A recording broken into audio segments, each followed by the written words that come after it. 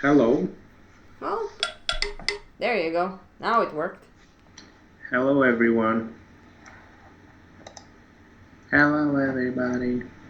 Uh-huh.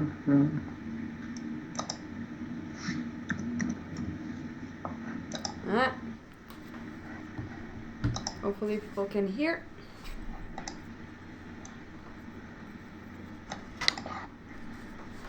Oops.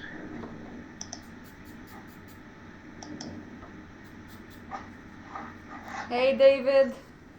Hey, David. I'm not gonna do much today. I just realized that I've barely been on a live stream lately, so I was like, let's just draw on my personal stuff and do a live stream.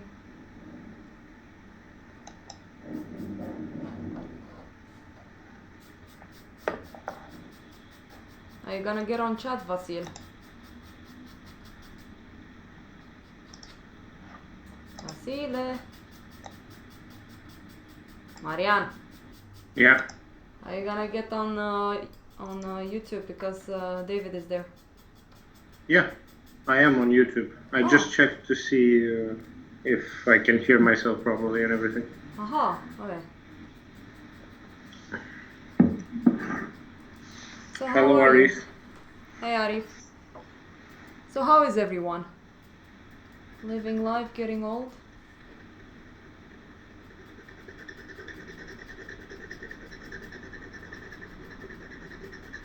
Drawing, sketching, all that stuff? It's gonna be interesting drawing mountains with charcoal.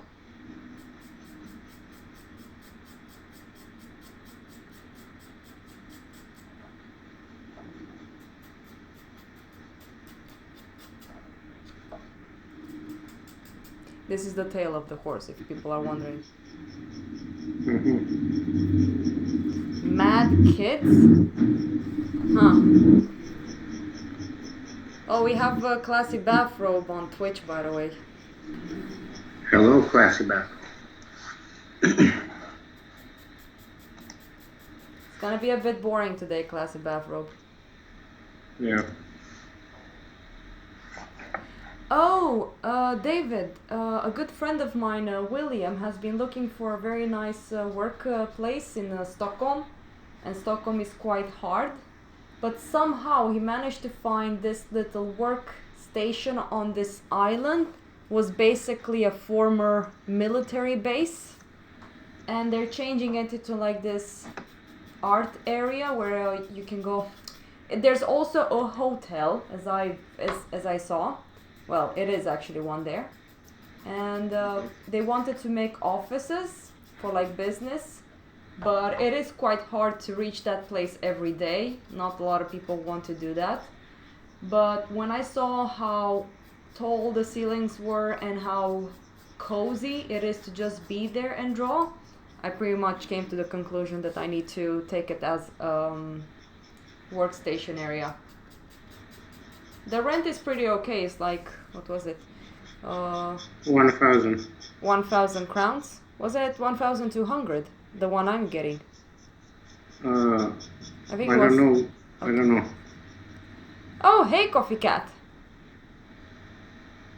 Thank you, David. Hey, Coffee Cat. I mean, I don't know how long I will stay there, since right now my life is going a little bit in circles, like with Skåne and stuff like that.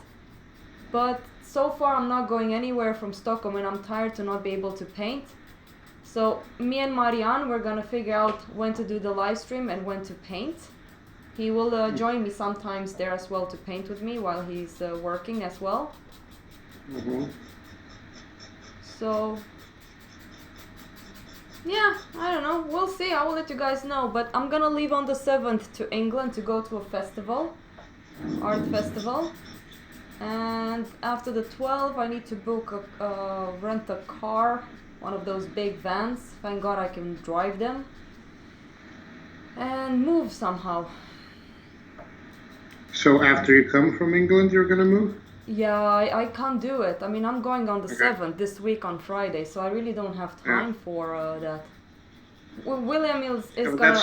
that's good. I can help you with it. Though. Yeah, I mean, I told William that we can wait on you and you can help Mhm. us, but he really doesn't have patience right now, so he's just gonna Mhm. go and hire a company. Mhm. And it costs a lot to hire a company in Sweden, so I prefer renting a car for like 120 euros because that's how much it will cost, and Yeah. get help from you because I also need help with the attic. Mhm.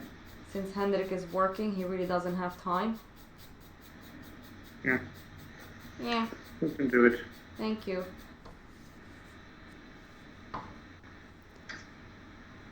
But how are people? I know that Dave is doing a commission. Classy bathrobe, how are you doing?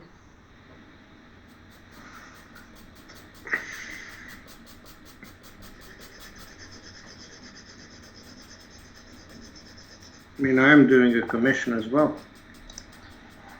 Oh, how's that coming along? Pretty good. Nice. It's going well.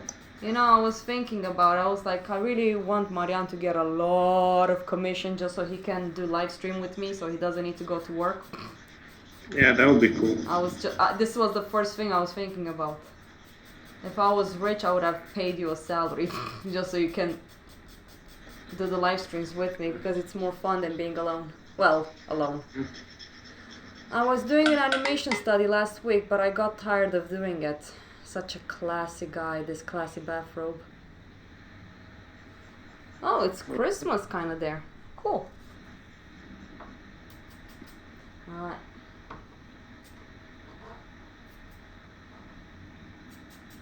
Mhm. This is interesting, drawing mountains with charcoal, because I'm using grayscale. So I need to find a way to push the mountains back.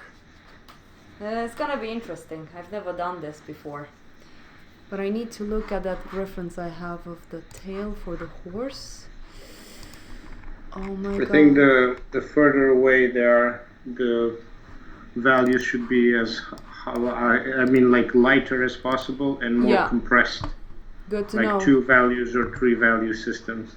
I mean, right now I'm just going a bit darker than usual because I will add white chalk in the end. I just need to look at the tail because right now the tail is just blocked in, so I need to work with the tail as well. I need to find the cool reference I found of that beautiful tail. It's a combination of 2 photos that I really liked. So Mhm.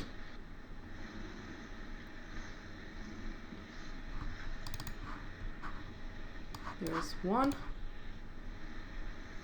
I always wondered about myself. I usually have such a bad memory when it comes to names and stuff, but when it comes to references, it's so funny how I can easily find them. I don't know. It's really I weird. think there are different types of memory though. Yeah, Visual and true. Visually, I think I'm more of a visual person. I did manage to remember David and Daniel. I know Daniel is from USA and David from Slovakia, so that I'm proud of. And then you have Classy Bathrobe, but he's classy.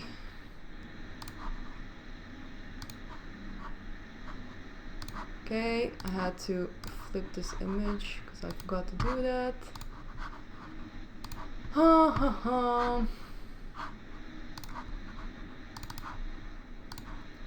Okay, there you go. So I have this one. Don't need to have them on the main screen, I just need to see a little bit the values. Well, the shape. Slovenia, not okay, sorry. Well, I got that wrong.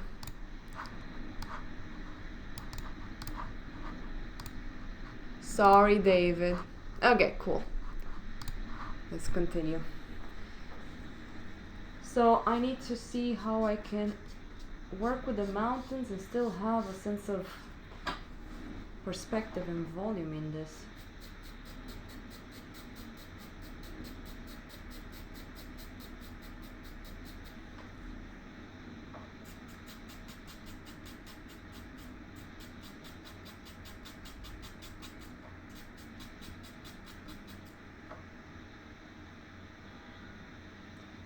Yeah, I know.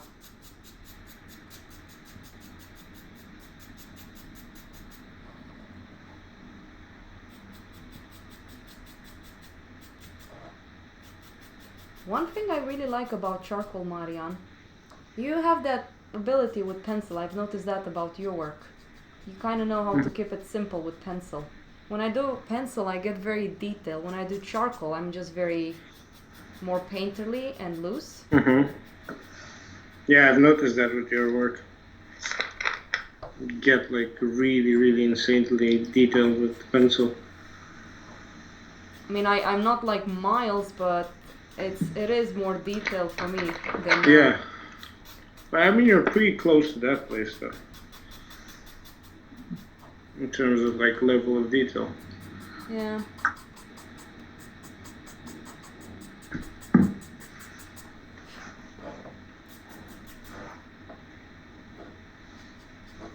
I mean, the reason that I make things a bit simpler is just, I mean, one of the reasons is to save time, and another one is like to think more about the atmosphere than about a particular area.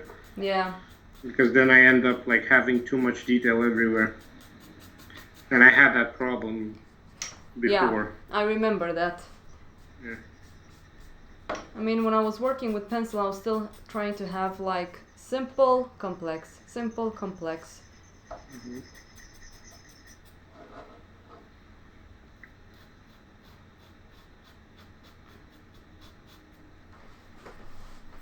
Oh, is the screen still working? Yeah, it is. Alright.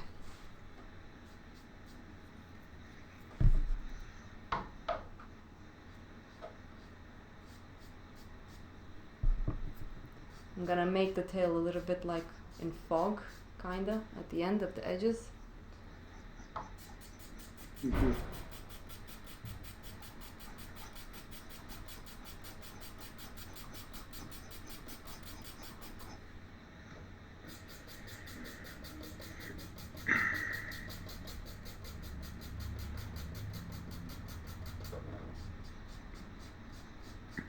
So Anton is gonna work late tonight again? No. No. We're probably gonna go see some galleries and some museums and stuff. What do you think about the difference between Sweden and Denmark when it comes to galleries? Is there more potential in Denmark than in Sweden? Yeah, I think so, but at the same time, there's more money in Sweden than Denmark. So I don't know.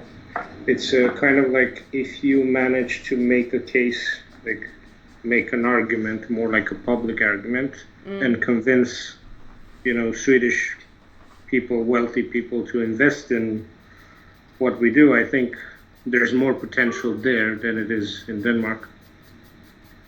And I think that can be done in the future. Yeah, I've noticed there's many people that really wants to put their hands on art, but even though they're quite wealthy, they're not very educated when it comes to art. They still think that it's more of a hobby. Most people that I've met. So yeah, and that's why they need to be convinced of being otherwise. I mean, I've Because, seen. You have no idea how many freaking Teslas I'm seeing in Stockholm.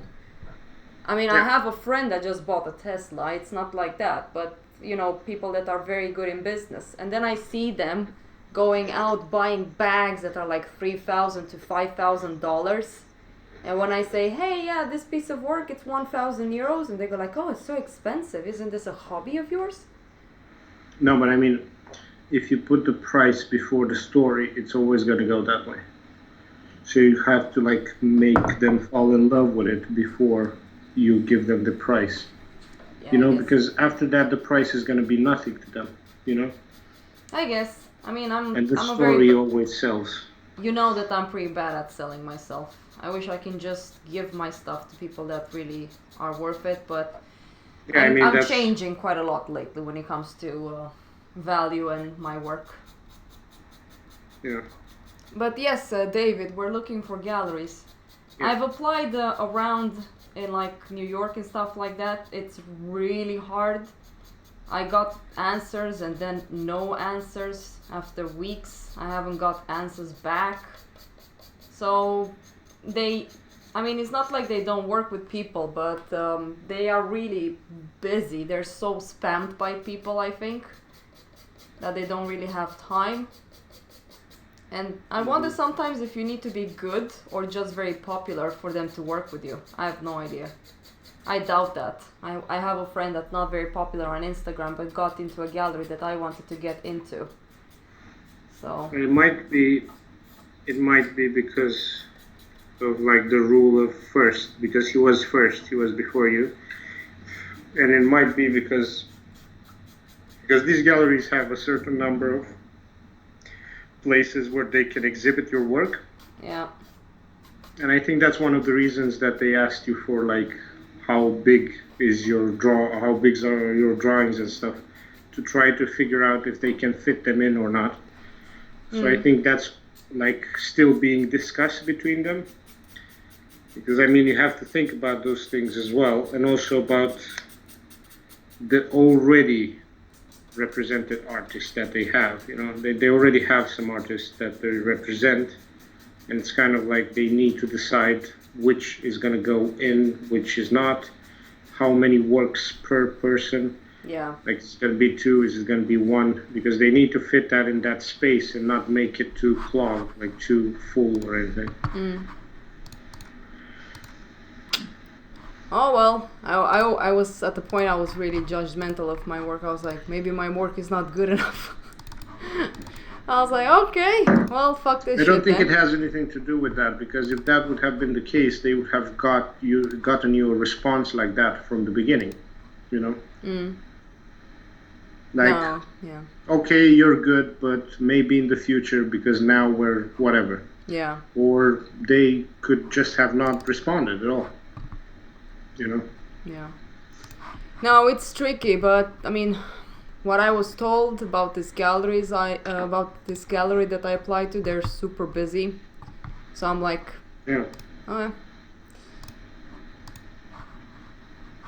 So it's not a very easy industry, to be honest. I mean, even it's like another friend of mine told me, even though you get inside one of these prestige galleries, that doesn't mean that you might sell. And if you don't sell, they might not work with you anymore. So it's business. It's just business. Yeah, but I don't think that will be the case with you, though. Well, I haven't gotten any yet. No, but I mean, I don't think you're gonna have problems selling. Yeah, Because well, I told you, like, most of these are not just based on whims. They don't just try. You know, they ask collectors that work already with them if they would like if they would purchase a piece of yours. You know, Yeah. they already ask people before you get in. And, like, there are a lot of pre-sales that are happening in a lot of these yeah. big galleries. So I it's saw not... that with our friend Miles, whatever. And it's also like it's kind of like the way they are,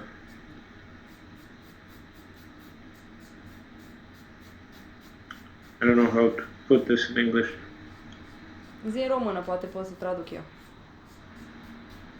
No, I'm gonna try to...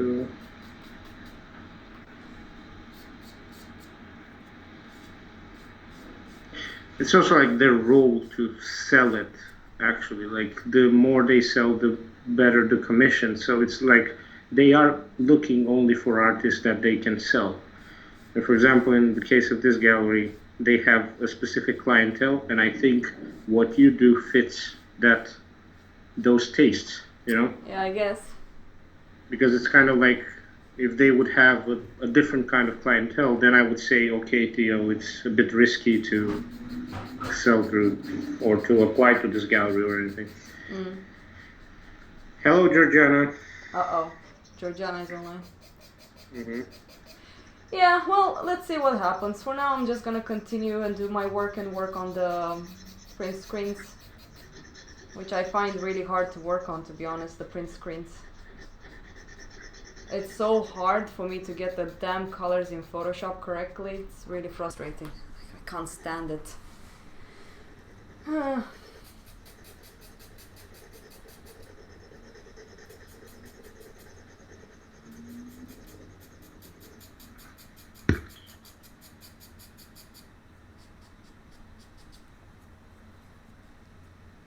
She likes the Georgia. reaction. Yeah, she likes your reaction. Uh-oh.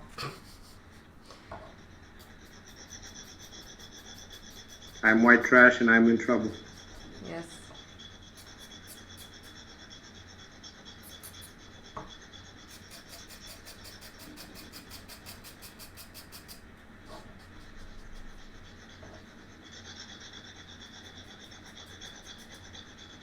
We're drawing mountains.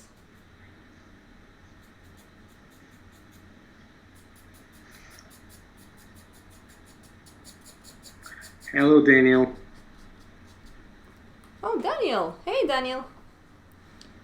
Daniel said that he would like to join us one day on a live stream. Nice. Yeah, I really need to get the workplace going, and after that, see how we can find time to have a live stream correctly this time. Not like, hey guys, in 40 minutes I'm gonna do a live stream. I really need to plan it a bit better. And then invite people to talk. That would be more fun.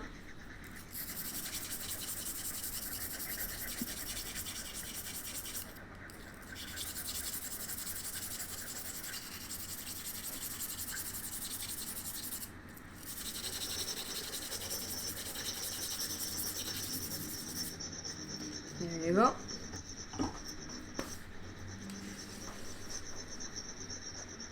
I'm excited to draw the clouds with chalk and charcoal. That's gonna be interesting.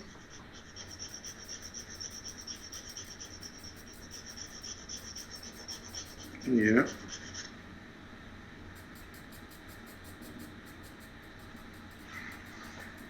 I was looking at my stash of Grumbachen. We might need to order some since I started working again with charcoal.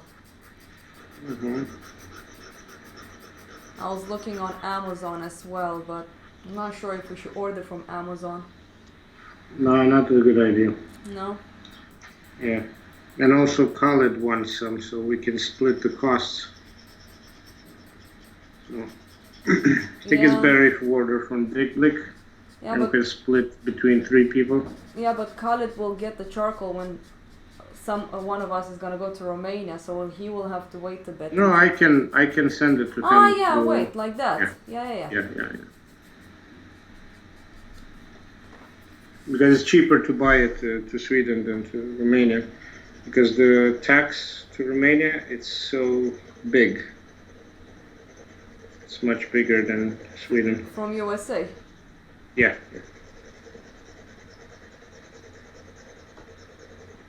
Don't really get that.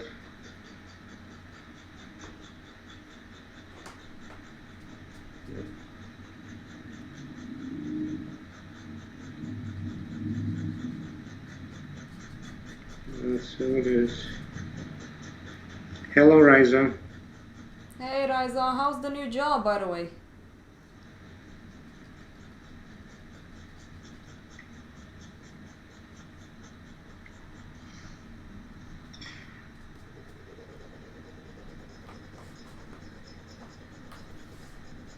Oh, that's 3 big hearts over there. Mm-hmm. Very emotional.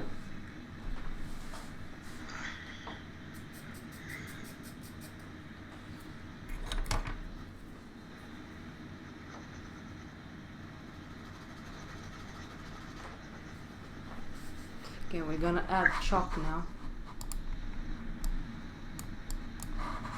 See what happens.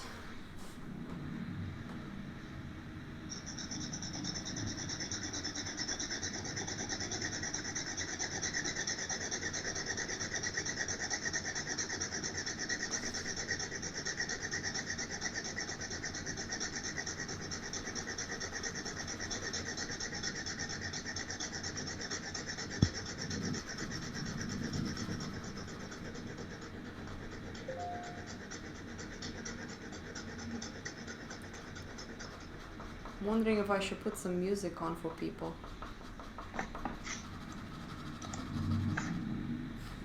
I'm not sure. What do you guys think? Is it nicer to just have quiet like this so you guys can play the music you want in the background while me and Marianne just draw? Hey, Bruno. Hey, Bruno.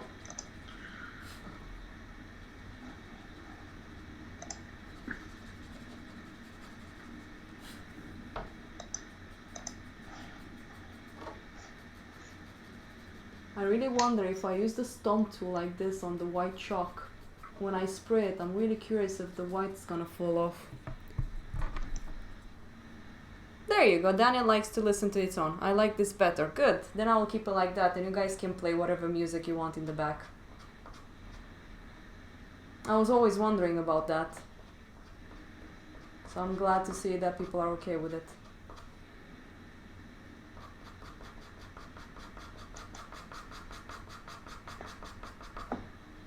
Yeah, that's gonna look really cool. I might be able to make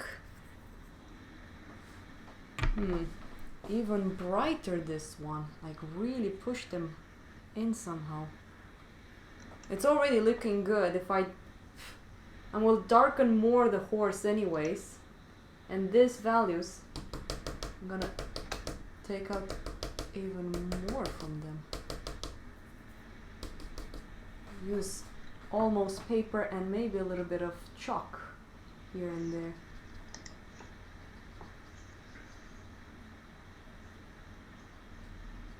It looks really cool. Yeah, so far I'm really enjoying this one. I mean, I've been working on the Total Recall and then I was like, okay, it's time to do the live stream. I wasn't sure if I'll even do it, as I told you, Marianne.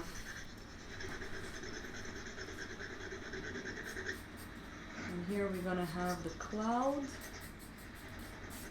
I'll have to invent a little bit here.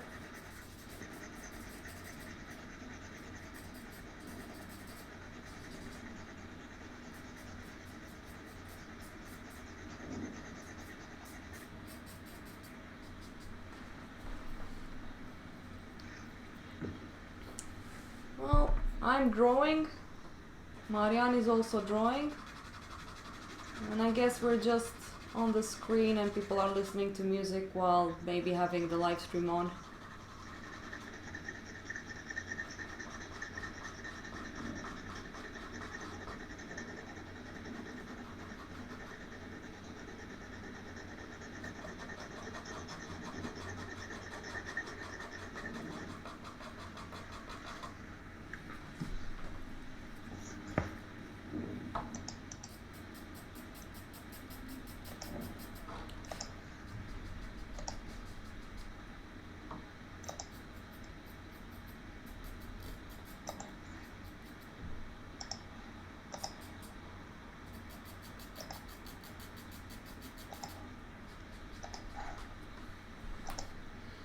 I mean, I don't have the webcam anymore because I had to give it back to my friend.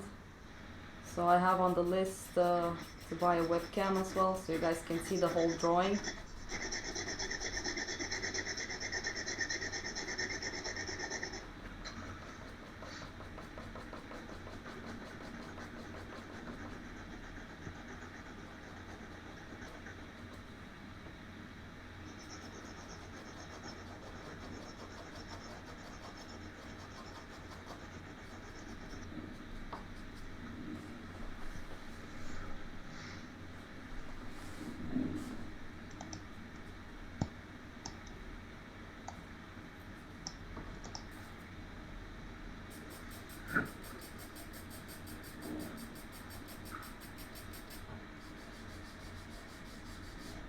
Very nice, Theo.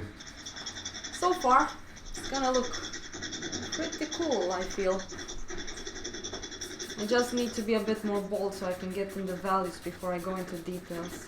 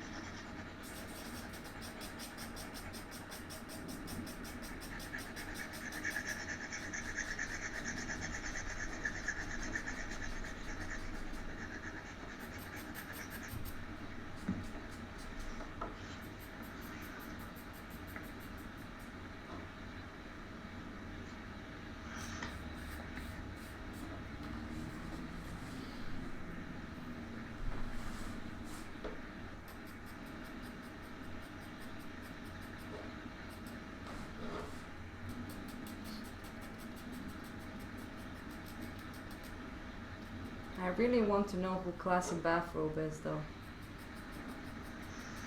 Yeah, me too. I was talking with Hendrik about him.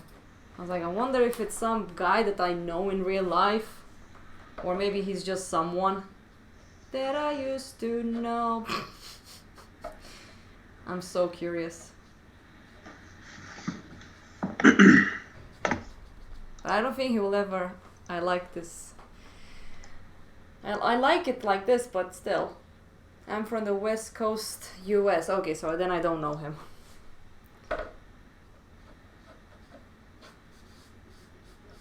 Then it doesn't matter. We will West never meet. Coast, US. We will never meet up.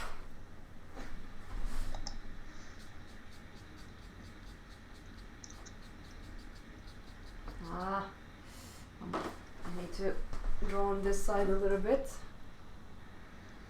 just to get the values in correctly, because I'm having one of the parts of drawing that way as well. So I'm trying to figure out how to push the forms more back. I might have to brighten up even more that part.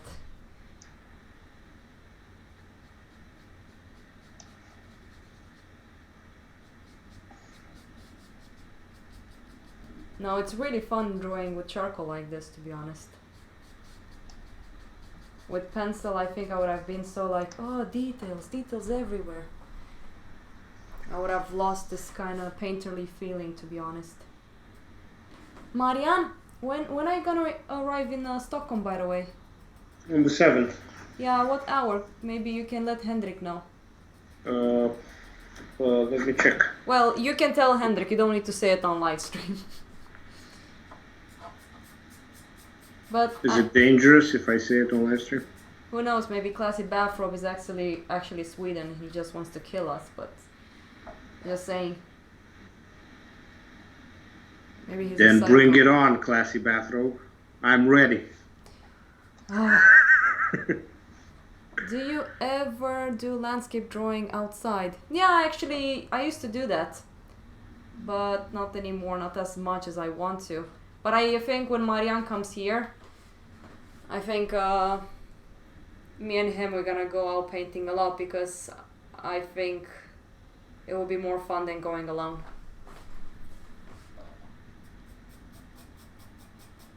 Yeah. Marianne, can you just win the lottery so you can just draw? I'll try. God damn it, I wish I was rich. I mean, I don't wish that, but No, I respect wish the I was fact that you rich do. so I can make sure that you don't have to get a job and just draw. I will be your But sugar I mama. think I think having a job is a good thing too. It's a bit humbling, you know. Yeah. We should actually talk about that, because I might have found something for you. I mean, we will talk about that as soon as we meet. Yep. Just win the lottery. Daniel Kane, I will find you. Oh! Man. It's gonna be fun seeing your landscapes, Daniel.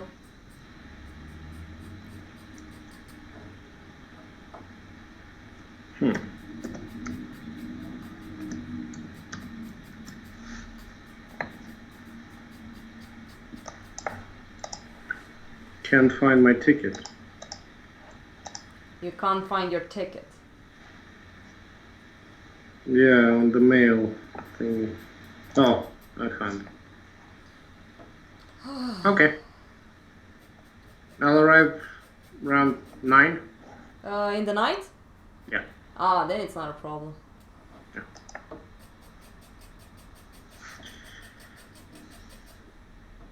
So it will be perfect.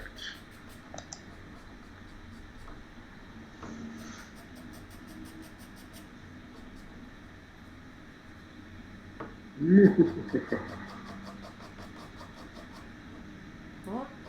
What's happened? So if there's anyone waiting for me, at Stockholm Central. I am ready. Oh wow.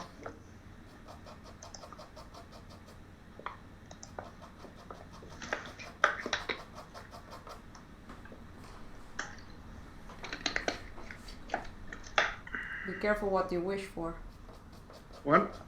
Be careful what you wish for, my man. I don't have anything of value on me, so. Then they will be like, oh, screw that shit. Yeah. So it's just gonna be like, I will be a free bird. I can do whatever I want. But they have the limits of their greed. You know, Nah. limitations of their greed.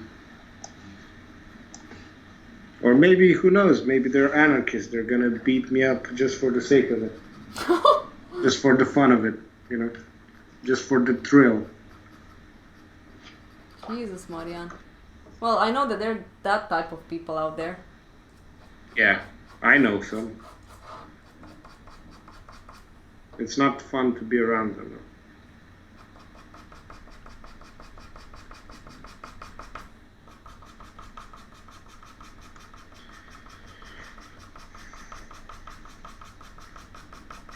Because you never know when they're gonna snap.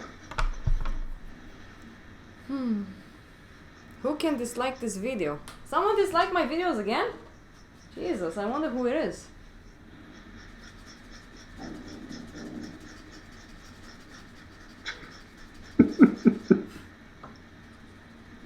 I don't get it. They don't need to watch it. Maybe I just made them lose a part of their lives doing it. Yeah. Who knows? It was going fine till I started talking about the About what? Stockholm, like I'm gonna be at Stockholm Central and people are gonna beat me up and stuff. Plot twist, it's Vasile. You have things of value No, to... not really. Oh shit, look at what Classy Bathrobe wrote I'm gonna about give you. a like right now, just to redeem my honor. Wow. So now you see, that's who am I, like who I am. Aw, you're such a sweetheart. Maybe it was Henrik. Yeah, I do have some things of value. Yeah, but we shouldn't talk about this on Twitch, my friend. About your organs? Yeah. Nah. They don't go cheap though. Your organs? Yeah. They're already sold to someone, so you're gonna have to deal with him. Jesus. Are you if you take joking? them. What? Are you joking? Of course I'm joking. What the fuck? I was like, well, you were too serious. I was like wondering about that. I was like, Marianne, don't go there. Don't go that deep. You never go full retard, you know that. Yeah. That would be insane. Sell your organs to do art. Oh, it was Daniel that disliked the video, by the way.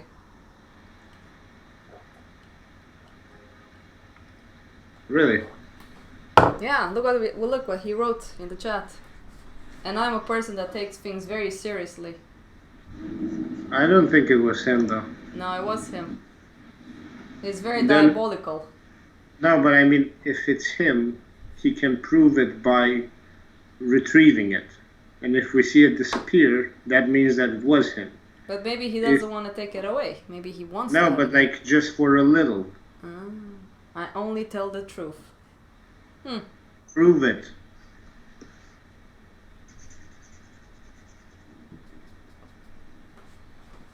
I'm looking at that dislike button.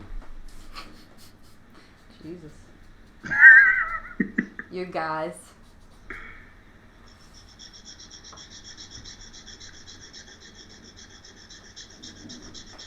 And the person who disliked it is just gonna...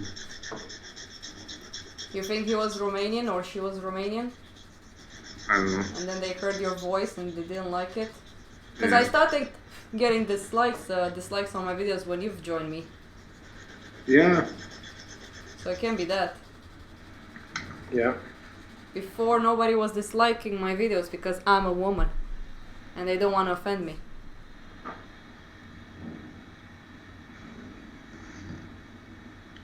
What? Look at what Daniel gives- is saying. Wow. What?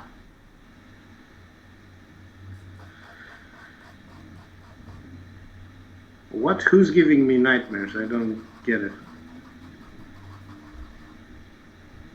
Oh, I give nightmares to other people. Yeah. Yeah, I mean, you're a gypsy. Yeah, that might be it. Yeah.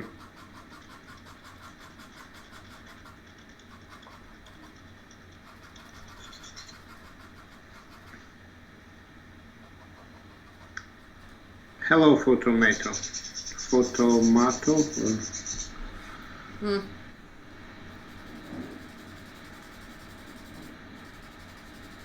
Marianne, do you think if I blend in the chalk like this, I will actually have, you know, when you spray it with fixative, it's gonna be less, you think, of it disappearing? Yeah, definitely. Nice. By the way, it's James' birthday, just so you know, today. Yeah, I know. I already sent him a card and I'm gonna chat with him a little bit later. Does he have Skype? If he's up for it. I mean, he does, but I don't think he has been using it for a while. Because I would like to hear him as well. I haven't talked to him in a long time. Yeah, me too. I mean, we were supposed to Skype at a certain point, like a couple of weeks ago. But I guess he just forgot something.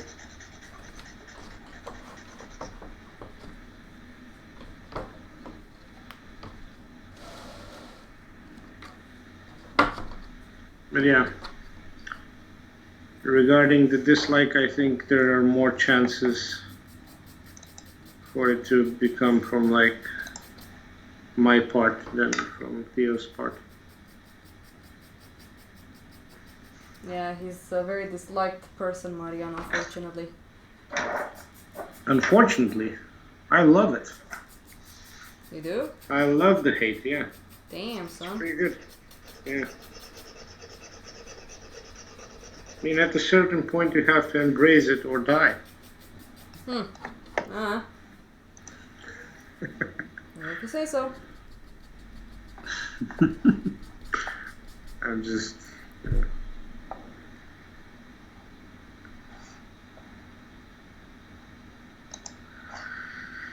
So masochistic. Nah. It's just I think it's funny.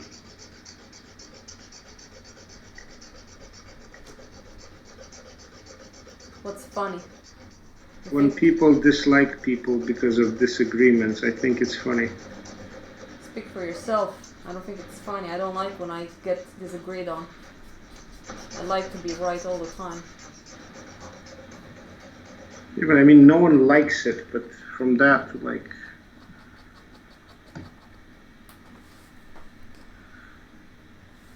Yeah, that's true, Georgiana. Not everything. Everything is about him. Yeah, I'm the main character. Do you recommend doing Barks drawings or just drawing what I like to get better? I always say it's good to do things you don't like, but the thing is with Barks is all about sharpening your eyes to see abstract shapes, angles, forms, understand how proportions, how big shape works with another big shape, and so on and so forth. It's hard to explain with words. But the thing with Barks, you do need someone that can critique you and tell you where you went wrong and what shape you did wrong in relationship to other shapes and so on and so forth. So I think Barks are very important if you also do them with someone that knows how to help you improve your eyes, you know, like sharpening your eyes to see what I was talking about better. Like for example, everything I'm doing right now, it's based off, you know, a lot of learning, 10 years almost of drawing every day and crying. I mean, being happy, of course. Yeah. So it feels easy for me when I do it, but trust me, all of this, it was not easy to gain. I've worked my ass off to be able to do what I'm doing.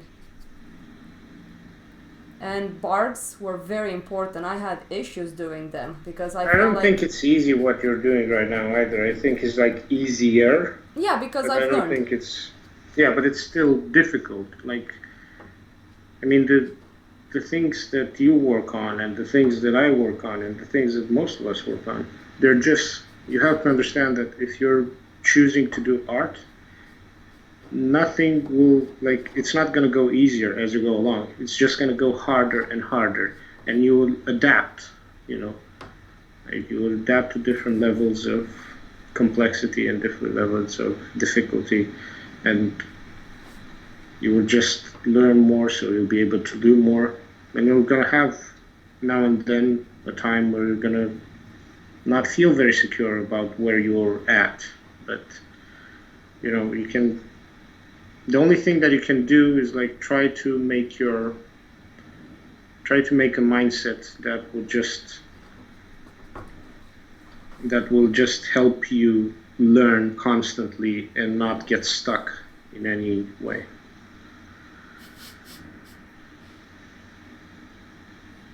Daniel, you're such Yeah. a dick. Yeah, Daniel, you need to have another account to do that. By the way, Marianne, Georgiana was right about you. You really do crush people's dreams. What do you mean? By saying that art is difficult and hard, or what? Yeah. Yeah, but I'm joking. that's how it is. You know that I agree with everything you just said. It never gets easy. I was talking yesterday with Hendrik, and when I went out with Hendrik and his family, I was talking to his mom and I was asking him, has Hendrik always been this much of a workaholic? Because he works non-stop. And his mom told me that since he was little, he used to draw all the time. And he's always been like this. I've always been a dreamer. I've always liked art, but I've always just enjoyed standing around and do nothing. I love doing that. And I'm having this conflict between how I should work, my ethic in working, and how to relax, because I feel like I'm not really relaxing. When I'm relaxing, I'm not really doing that, if you can understand what I mean. So what I've started doing that actually really helps, and I need to show you guys, because this is something that me and a friend, Kirsty, were talking about.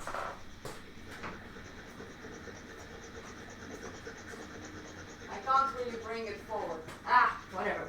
So basically I have this white board at the entrance of my door, and I'm taking this journey with art, if I can say it like that, or whatever in life, as an achievement. So basically it's kind of like playing an online game. You have quests, and each this is something that my friend Miles also told me. So each quest you do gets you higher up in level, and you get better at sorting out your quests and stuff like that. So for example, I have things that I have to check for today. Like I need to clean up my bucket because I'm going to a festival and I need a clean bucket because I'm gonna do live painting. I've created a list to when I'm going to England. I wrote down that I need painkillers, I need toothpaste and all of that stuff. So I think I have a weird ADHD or whatever you call it. My mind just flies away. I'm not very good at sticking to one thing. So for example, when I was working on this drawing that you guys are seeing right now, I think it was yesterday actually, I had two things that I had to check. I had to finish one of the skulls on this drawing and also draw the back and start the background. I didn't manage to finish the clouds because that was also a check that I had to do, but I finished the skull and I finished the back of the horse, and that made me feel so much more relaxed because, you know, I'm achieving those goals. I'm not just slacking. I'm not feeling stressed about 10 billion other quests that I have. What quest am I following? Okay, this and this. Okay, I need to do that and this. That's all for today, nothing more. So when the final boss is color theory. Yeah, classy bathrobe. I mean, this will sound stupid saying this, but I feel insecure about my drawing all the time. I mean, it's not that I feel insecure in that way. I always feel like I want to do more and get better and better and better, but I have limitations as well. I think that when I will raise up a little bit more funds, hopefully before he dies, I want to go and study with Odd Nedrum, go and study with people that are better than me. I wish I can just go one day and watch Kim Jong-ji just drawing and mimic him while he draws. So I have a lot of things to learn as well. I'm not particularly we always want to be better than we are today, and I'm struggling with that every day. So that's the thing. That's one reason Marianne said that this is not easy. You feel it's getting easier, but it's not. You're just adapting to the level of difficulty that you're facing right now. Yeah. But it's like, as you want more from this, it will want more from you. So it's usually how the game is. And regarding the final boss is death. So. Yeah. Well, Kim Jong-ji is a god. I remember when I was watching this video and he was saying, oh, I think it was something between these words. When he was little, he hit his head into a rock or something like that. And after that, he just started drawing really good and couldn't stop drawing. So I was always joking with a friend that we need to find the lucky rock and hit our head so hard onto that rock. And hopefully we will draw as good as Kim Jong-ji. That was hilarious. I mean, that guy just draws every day. Because people ask him like, oh, how can you draw so good? He just draws every day. Every freaking day, whatever, from references all the time. So of course the more you do it, the easier it becomes. If I think about it, I don't draw as much. Even though I have projects like this is just one drawing. I am learning while I'm drawing on this one. But one day I do want to take 2 months and just go back to studying again. Learn anatomy, learn the figure again, and just work my ass off. And then go back to this again. I think I will be able to make compositions even more complex than this. And I'll be even more faster than what I'm doing right now. Do things today that will make you better tomorrow. Yep. Yes, definitely. He says that he draws in his mind too, so he's building his library just from mind drawing. Yep, I actually do that as well. Like when I'm in the subway, I actually draw with my mind. I look at people, which is kind of awkward. I remember I was looking at this girl, and I was looking a bit too intense at her, and she got a little bit annoyed. Yeah, thank God I'm a woman. Yeah, it's the same with me when I don't take my meds.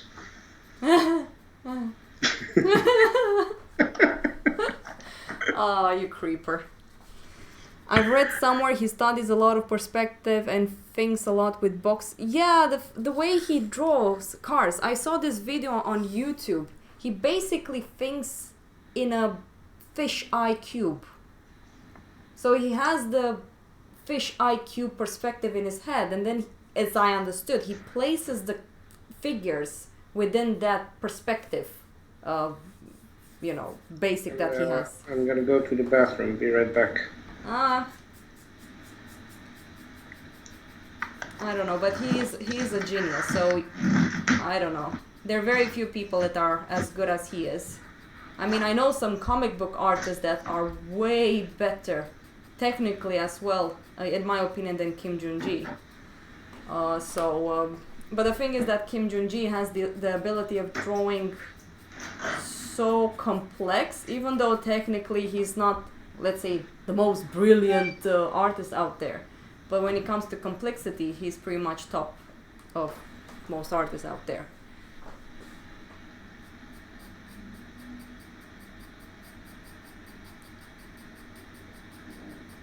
I mean, for example, if you guys Google Swamp Thing or Frankenstein by...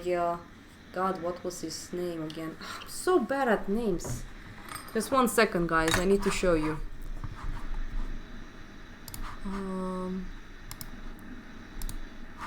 Let's see. Frankenstein comic book.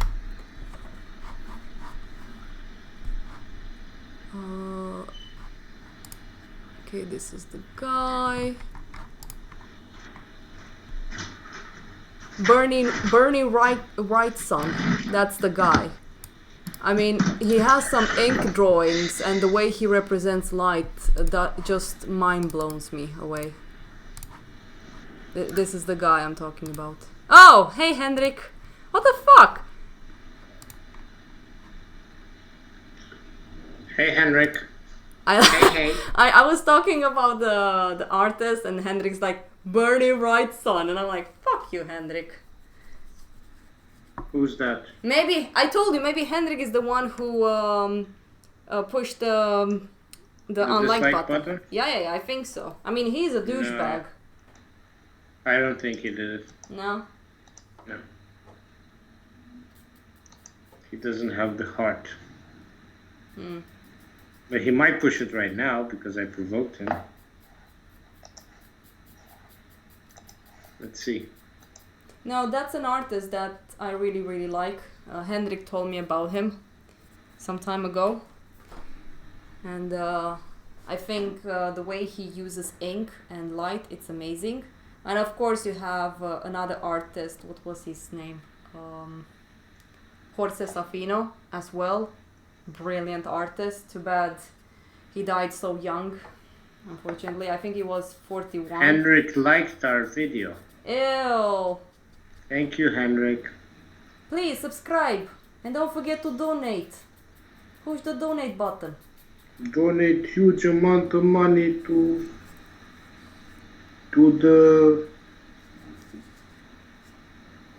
Give these money's money. Give these man his money. What was it again? Oh man. Give the money to the donation pool. Yes. We need to wake up Anton and make him speak Russian. Dirty Russian to Henrik. He loves it. Yeah, definitely. Why does this look so bad? Che? What? Trying to photograph a drawing that I did a couple of days ago. You wanna send it to the group chat? Well, what group chat? Oh, but I don't think I can.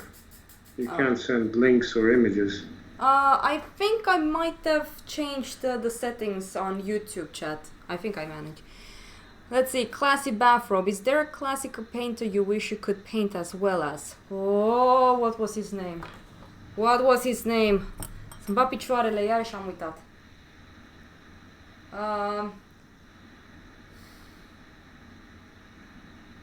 Mamă, îmi stă pe limbă. Nu mai știu dacă era din Polonia. Avea o pictură imensă cu niște cai. Mamă. The guy that had like a staircase with a lot of people on it and stuff? No, it was another. I think it was the paint. Okay, it doesn't work. Ada Maria message retracted. Anyways, no, not Bogoro. I'm not a big fan of Bogoro. I think Hello, Ada Maria. I think Bogoro is okay. But what was his name? I think he's quite overrated, that guy. I found his work first time on High Resolution Art on YouTube, on Facebook. And he also did a painting with this priest dressed up in this golden îmbrăcat în mantie de aur. Și este un copil care se roagă. Painter. E ungur? Yeah. Ai dracu de unguri. But yeah, those guys. Yeah. Do you remember the name of that guy? That's how I wish I could paint. I can look him up. When I saw that painting, that one and the other one, that's exactly... It's kind of close to how Repin kind of paints. I would say it's more in between Repin and Sargent. Like somewhere around there. Yeah. Because he does have some alla prima stunts that he plays with some edges. Yeah.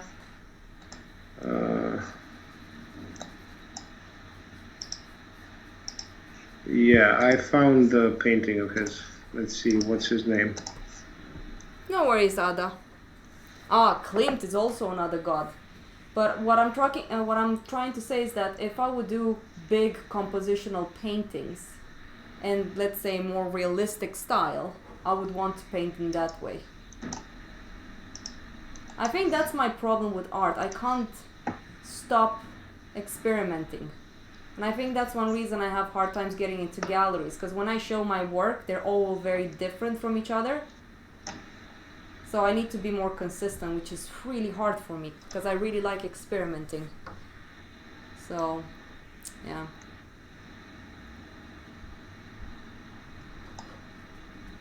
I really love how this mountain is coming along. It's one thing I like about charcoal, it feels so dreamy in a way. It's so foggy, because it's... Gyula Ben Kuzur. Poți să-l scrii în chat? Yeah. Trust me, I really... When I get the workplace in Vaxholm here in Sweden, I'm gonna paint the horses. I just really want to do that. We're in both chats, right? Yeah. So here is the YouTube. Twitch.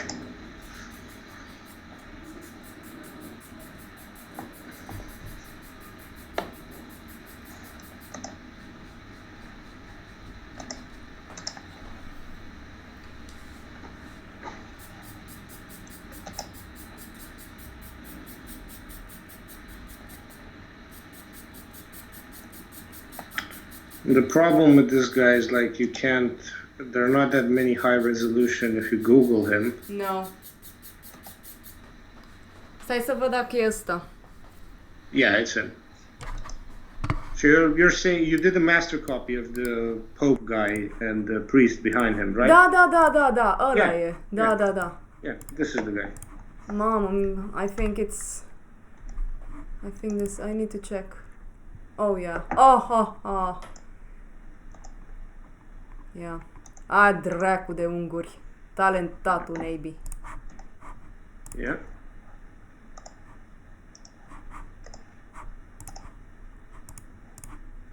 I mean, look at this, guys. I'm gonna share it in here so classy bathrobe and cars can see it. And here. This one. That's insane. It's beautiful.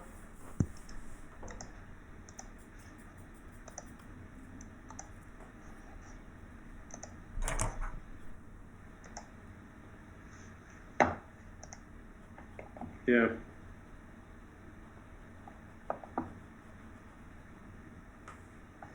A really, really good painter. Yeah.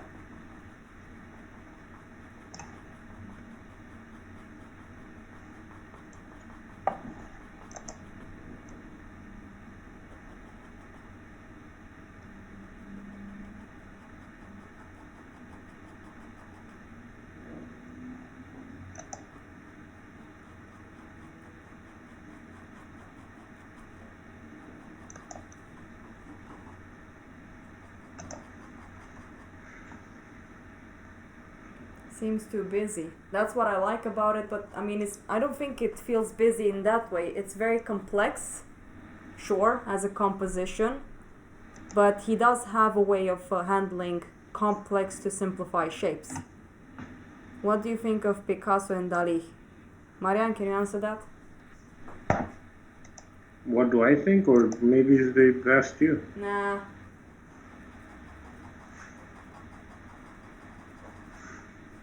I'm not gonna answer that. I'm not sure. I'm not a big fan of them, so...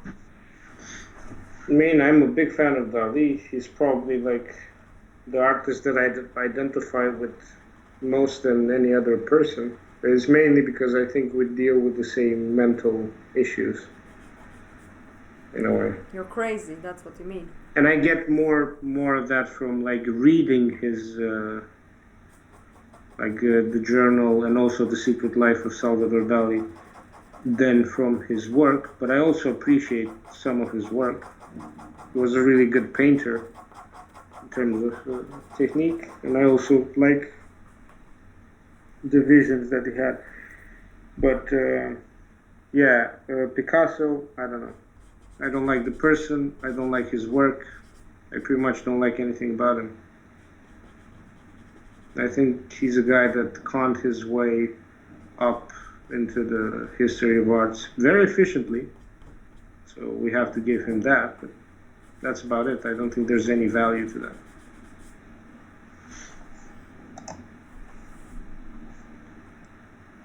But yeah, it's with most,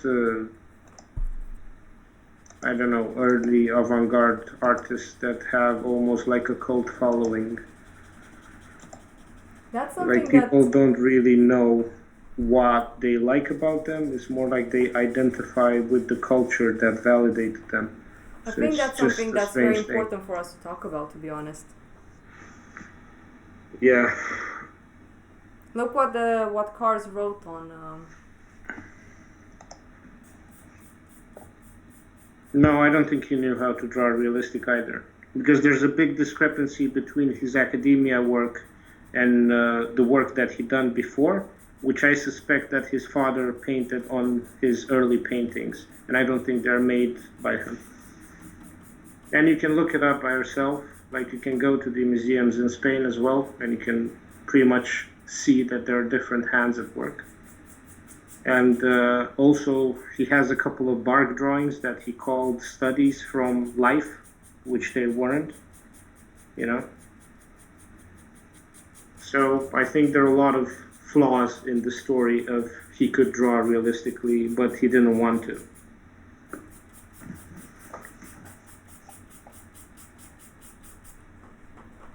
So much hate, Marian. Yeah. Need to go and get some water.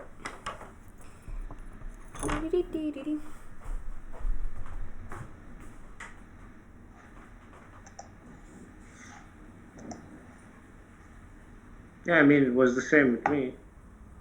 The thing is, like, especially with Picasso, like, since I saw his paintings for the first time, I had suspicions about, because, like, I've been into an art high school, and people were telling me how great he was without telling me why, you know? Well, it's kind of funny that you're saying this because people really didn't like you saying that about him. It's like I was looking at the painting, like reproductions. I mean, seen them in real life as well, so it's not like they were a life-changing experience. I've seen abstract stuff that are much better than his. So it's not that I'm a hater towards abstract art. There are some abstract pieces that I enjoy. And yeah, I don't really know the authors because I didn't want to get too much into that culture, but I think there is some importance to that. But Picasso is not one of the revolutionaries. And also regarding his whole, it's not even his own, I would say, he kind of like stole ideas from Modigliani and posed that as his own, so I don't think he's even truthful about that. He's also a communist, which is another thing that I don't respect about him.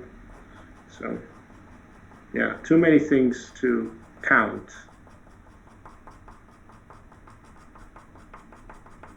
I think you've opened up an interesting discussion. People are kind of liking it. So keep at it!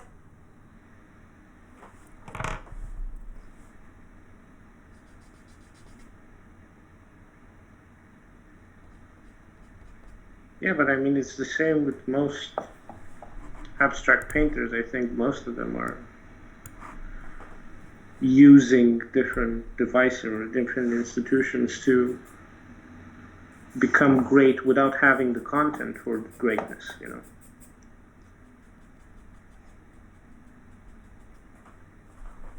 Yeah, exactly, Bathroom. They're just looking at them and just like remembering that people told them that those things are great. They don't really look with a critical eye or like how does this make me feel?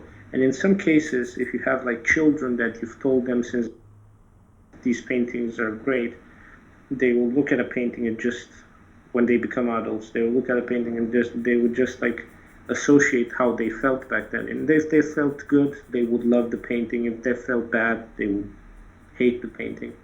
So it's like a lot of that associative memories that goes into this whole thing. And it's not very, I don't know, objective or not even subjective. It's just.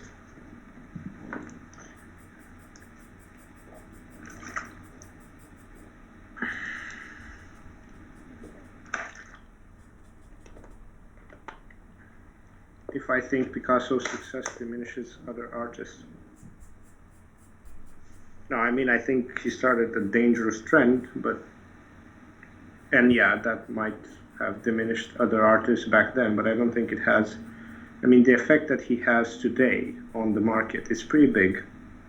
Like, if this whole myth of he mastered painting at whatever age, if this would be debunked once and for all, he will fall. It's like if he would fall, the market would change. Definitely, the art market. It would definitely change, because if you like take these, let's say, petty crooks that pretty much sustain the myth of like, let's go more abstract, let's alienate everything that we know about ourselves, let's depart from ourselves, let's go more into the primal side, and like inspire ourselves from like ignore our culture, inspire ourselves from I don't know, more primitive cultures, because that was the point of the whole avant-garde game. And also there was like also the psychoanalytical side. So all of these things brought together, and also the postmodern arguments made during Duchamp's period. So all of these things brought together a cluster of, I would say, bad ideas in visual art. Just changed it for the worse right now, because right now the market is so nihilistic that it doesn't even have like any objective standards of selection, like who gets in. We don't know, we don't care. It's mostly like the people that are recommended by institutions, and they're recommended by institutions for various reasons that have nothing to do with value or good art. Yeah, and also a status symbol, of course.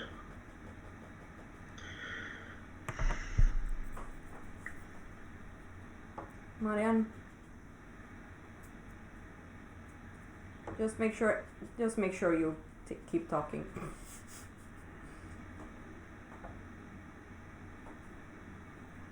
Yeah, exactly. The art market is also for money laundering, and I think that's a big part. Is like if you have something that can be sold cheap, but you can inflate the price, then it's easier, like for example, to con a postmodern artist into doing that than to con, for example, Theodora into doing that.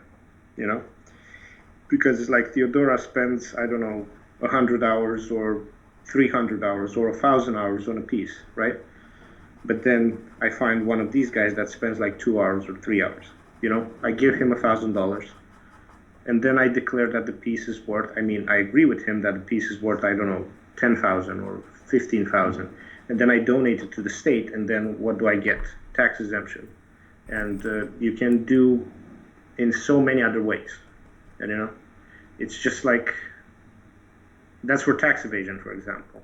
But you can use it for money laundering as well. Just invest in pieces. And of course, I think what corroborates with that are also some galleries, like really big galleries, and also some big auction houses as well. So they helped so many people to do that it's unbelievable. And that's a very dangerous aspect of it, because it's like we pretty much like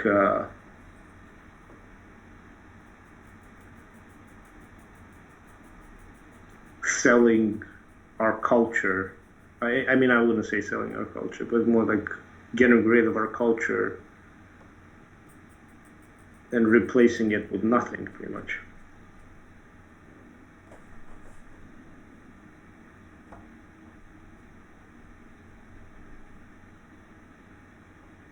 Yeah, that's another thing, Klaus Bathrobe. I think those are the people that get help from it, but also like the people who buy and sell or who make arrangements for these things. Because, for example, with how do you call it, like auction house, you have like representatives of the auction house who like deal with stuff, and you also have intermediaries, like people who work around the auction house and find different artists. They recommend them and stuff like that. I think they're called like trustees or something, or associates. And yeah, those guys bring in most of the shady deals, you know. Because I used to know one of those guys that worked for a Romanian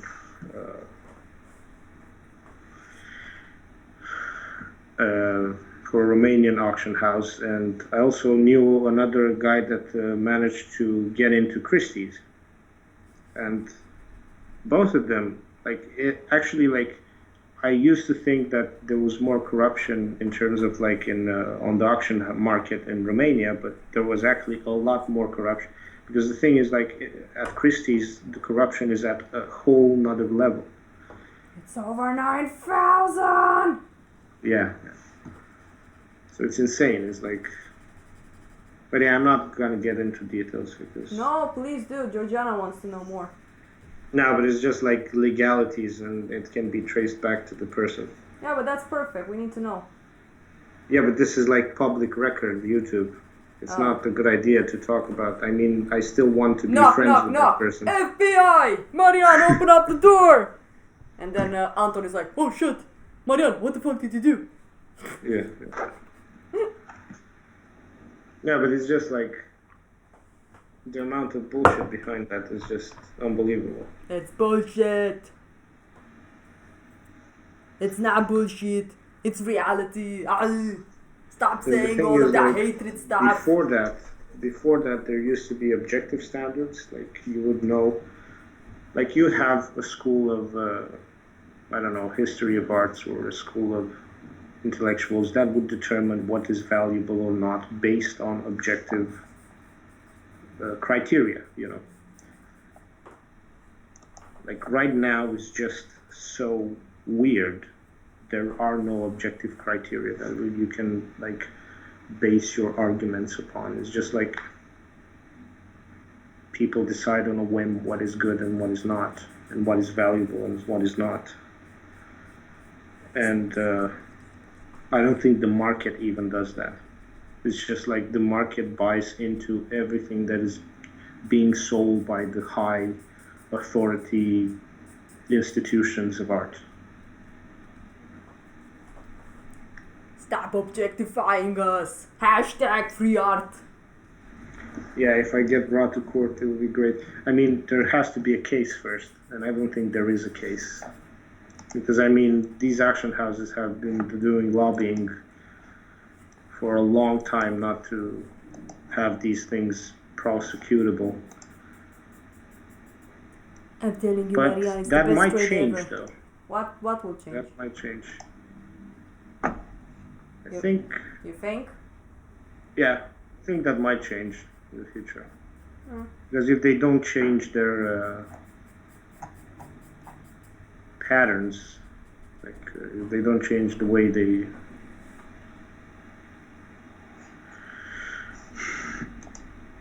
if they don't change the way they work, it's just gonna, I don't know, I can't really think right now, I'm a bit tired. But yeah, if they don't change the way they work, they're just gonna bring a shit storm on themselves in the future. Because, I mean, as the internet grows, the transparency will grow inevitably, if people are smart about it. That's one reason they're putting that law, what was it, Law 13 or whatever the fuck it's called. Oh no, they're finding about us! Quick, hide the money from all the art on the black market! Hide it! Get to the fucking bank! Yeah, but that's the scary thing. Like, I don't think there's gonna be a black market soon. What do you mean? Are you saying it's not gonna be a black market anymore? Then how do we launder money? I don't know. I'll take It'll off be my... tougher and tougher. I mean, I think people, like really smart people, will figure it out. Yeah. Shit. It just never stops. Good morning, Eric. Hello, Eric.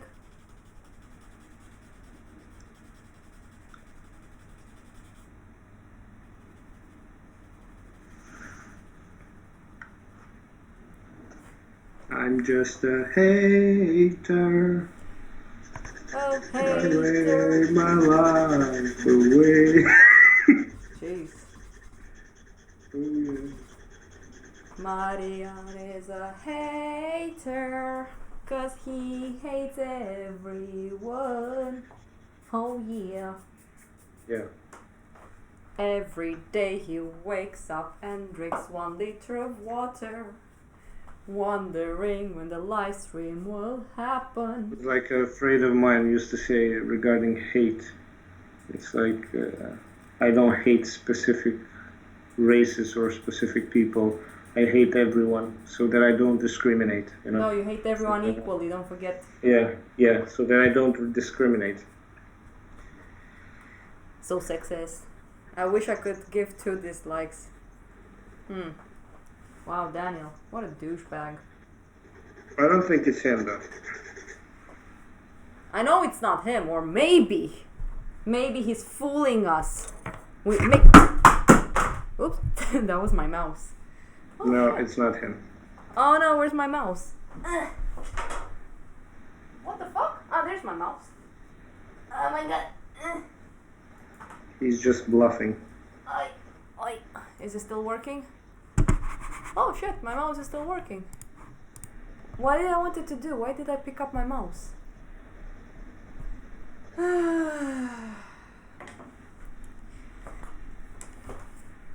Don't remember. Oh well. Oh yeah, now I remember. Remember? I remember. Remember? Remember the Remember. 80s? I remember the 80s. 80s were good.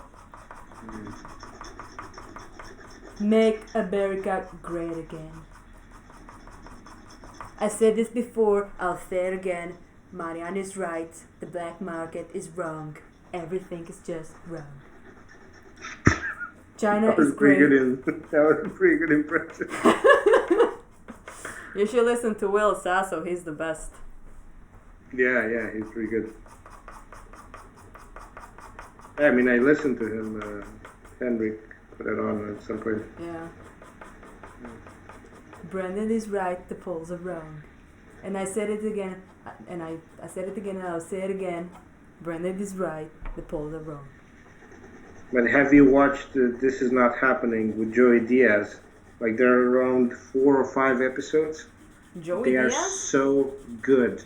Yeah, This Is Not Happening. I don't know where if maybe I have started it, but I didn't finish it. They are so good, man.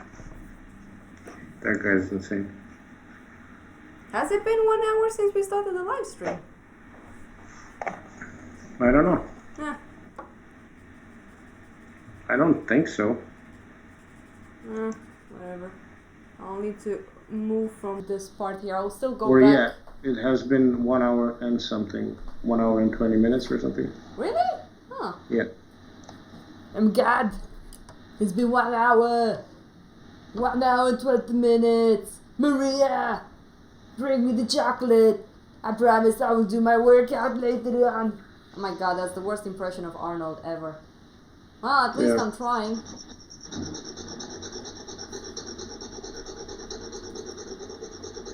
Are you going to be able to post the Total Recall thing? Che? After you're done with the Total Recall, are you going to be able to post it? Yeah. When I'm done with it. It's just that Okay. it's so hard to figure out the colors. I'm so used with having it pencil that when I add colors on top of it, I just don't like it. So Mm-hmm. we'll see how I will solve that. Have you talked to Robert? Robert? He's super busy. Because Okay. we were supposed to meet up to work on it, but he has no time. So I kind of need Okay. to do it on my own so far. And Mhm. Hendrik is gonna help me with changing the layers into bitmap. Mm-hmm. Well, I'm gonna draw until Hendrik comes home, so I'm gonna be here for maybe 1.5 hours more, Eric. But I'm glad this is exactly why I'm doing the stream, so people can be motivated. I'm not even putting my own music, so you guys can just have me in the background or just mute me and just watch me draw. Or I don't know. Stiff. Starting to not really like that part.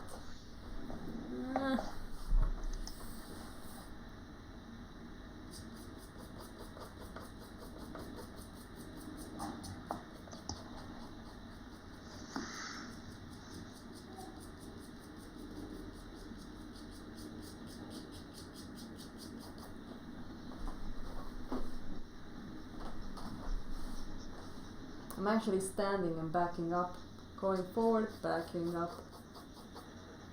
So if you guys hearing steps, it's me moving back and forth.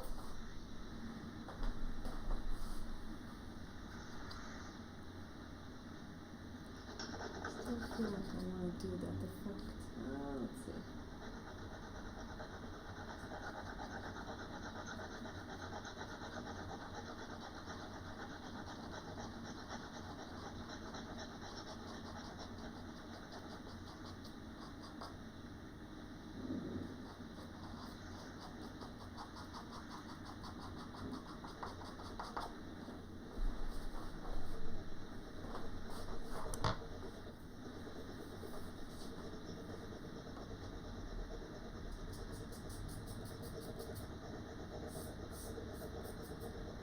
I'm not sure how to build this part. Doesn't need that.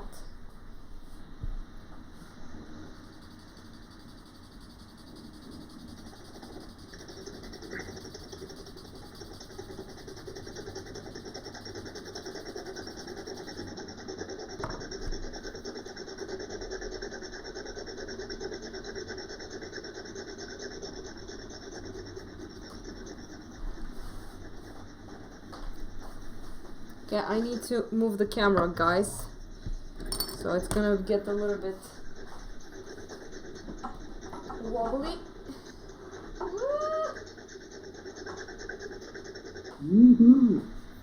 So wobbly.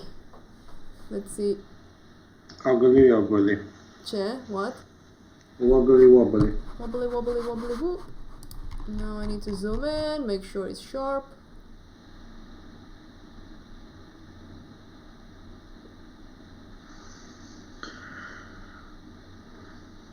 There, I think this is sharp enough. Let's also put a little bit of light in there.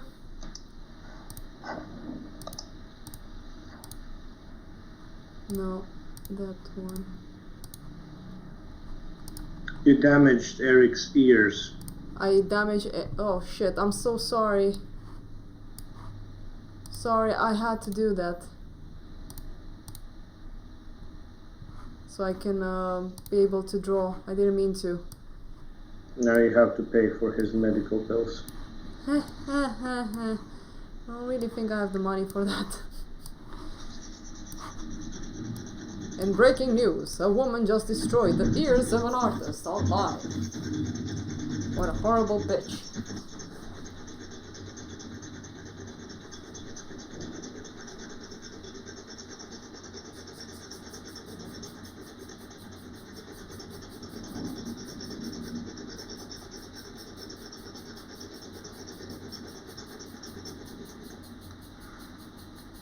Ah, sorry, Eric.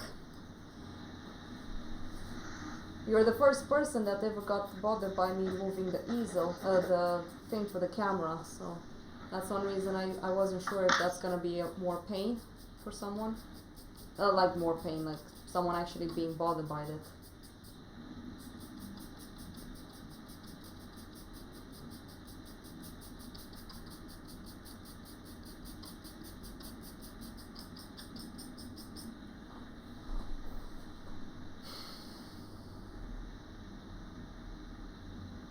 Who's my favorite artist and why? I mean, some moments ago I was talking about one artist in particular. I don't think I have just one artist. I think there's more that I really like.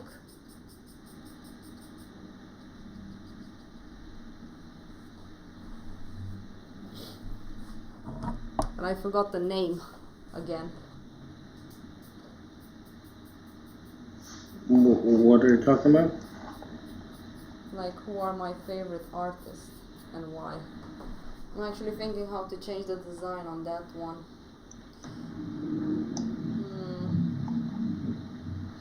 Nah, I'm gonna make it soft. Don't like it. Yeah, I agree, Classy Bathrobe. That's my favorite artist too. Which one? The French Whoever fries. invented French fries. Ah, you idiots. You guys are Why? funny. Why are you calling us idiots? I don't know. That's the true artistry. That's real art, Theo. I think you wouldn't be able to understand. Yeah, but I think Sargent liked the French fries, for example. Yeah.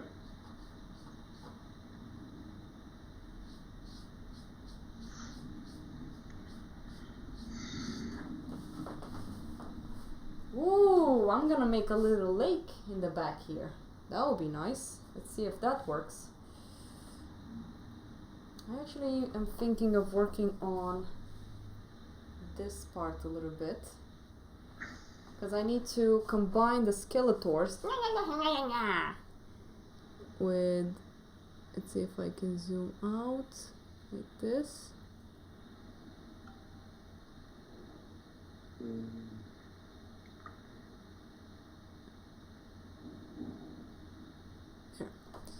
So I have like white chalk over here, and right now it doesn't make sense with how I'm adding chalk over here. I mean, it does make sense, it's not a bad thing. It can be the cloud that's just going down. It's gonna be a...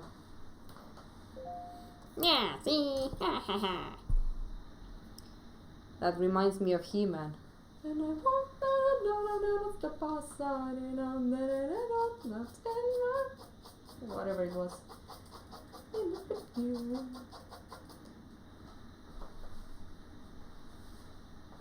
Thank you, NPCO. I can't even work. It's like I need to be here so I can actually work on the Skeletors. Ugh, this is annoying. So if I bring the sky here, and then we have... Ah, da, stajemo, gata. So I have... I'm gonna make that. The hook. Che. See you, David. Bye. Laters. See you, David.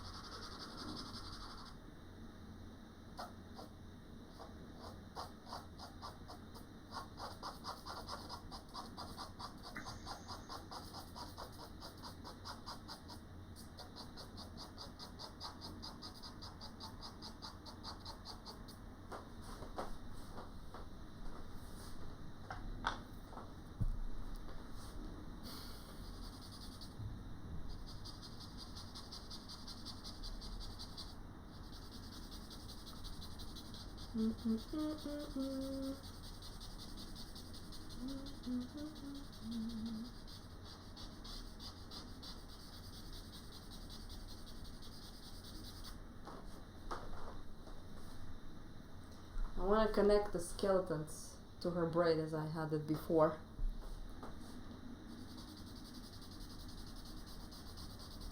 Since this is pretty much the Green Reaper,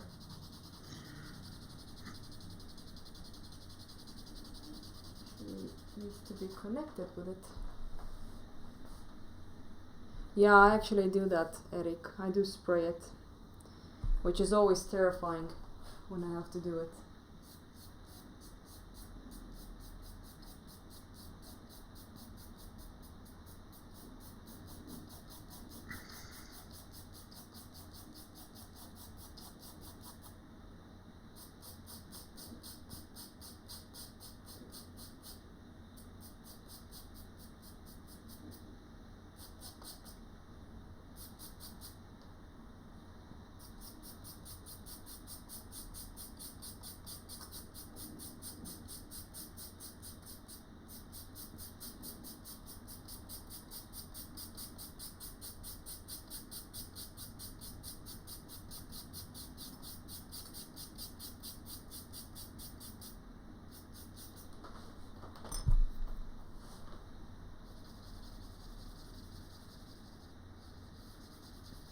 started using the stomp when I work with charcoal. This is insane.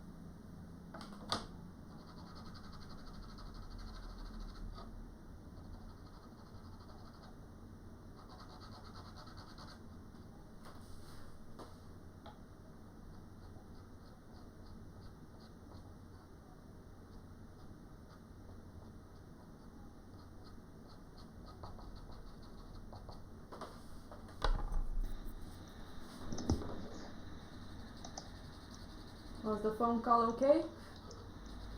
Yeah.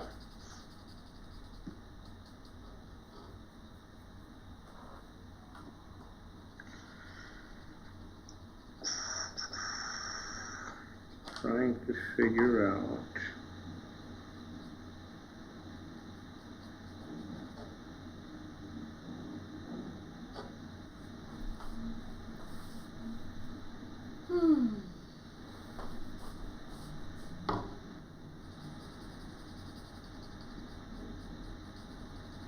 No, definitely the first one. I'm trying Bam. to figure out what company I can use for prints. Because I want to do like a print run of some of my stuff, almost full size, on really high quality prints. But in Sweden it cost me almost 50 euros just to print one.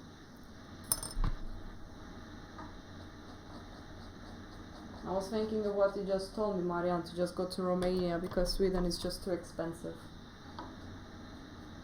Yeah. I mean, I'm not sure if you can find like really good, like that kind of like fine art print shops that are good in Romania. Like they're really good, but you can find like what we talked about, like postcards and stuff like that. You can find really cheap options. I mean, I don't mind doing really high quality prints, but I won't be able to sell them for cheap. If I want, for example, as something as big as this, on a fine art print in Sweden, it will cost me almost to $60 to $70, or even more. Like the Hannemühle museum quality, that cost a lot of money. I mean, the quality is great, but I don't know. I'm not sure how to do it because there are people that are asking for it. But if I make one print, for example, if I make 20, I get a discount of, let's say, 20%. So I was wondering if I should do it something like this. Open up, make the announcement, and if people want it, like I make one sample, let's just say, one sample. And then if people likes it, they can actually register themselves on my newsletter for that specific thing. And then they can pre-order it. Instead of like making the prints, I'm not sure Yeah. how to do it. And Yeah, it's that just could be a good option. yeah, and then it's just 20 of them, and that's that. Because I don't want to make 400 of them. I want this to be very limited to 20 to 40, and that's it. Because I was talking with Hendrik about what, how do you call it, limited editions are. If you go over, like I was talking with you as well, when you make a limited edition, it needs to be a specific number so it will actually be considered like limited, and there are not many of them out. Yeah, the more you do, the harder it will be to sell them as collectibles. And I don't think they will increase in value, which is like not very good for the person purchasing it, and it's not very good for you also. I mean, I understand the whole motive, like some artists do say like, yeah, but I want them to be affordable and stuff. Okay, then you can make a run of affordable ones and then make a run of limited ones. Like different quality of prints, but then, like you cannot sell. I mean, I don't think it's a good idea to sell high quality prints for cheap. No. In a large edition, because then you're not selling anything good to the customer. Like the more there are, the less value they will have in time, you know. And it's also like how much can a print go for? Is like $150, maybe $200. That's like the highest amount, you know. Like I mean, it can go higher than that, of course. I've seen some like $2,000 or $3,000 prints. It's just like. I mean, $200 for a collectible one, it's a really good price. How much? $200. I know someone that sold for 500. That was actually Samelin. Yeah. I mean, for example, I've done one, but I think I'm gonna take it down. I just sold 2 of them. So it's just gonna be 2 samples and that's it. But I made the number too big, 100, and I didn't know exactly how to market it. I wasn't very known either, so it's not like it really helped. Yeah. So this time I'm just gonna make a newsletter. If people want, they go on my newsletter, they pre-order it.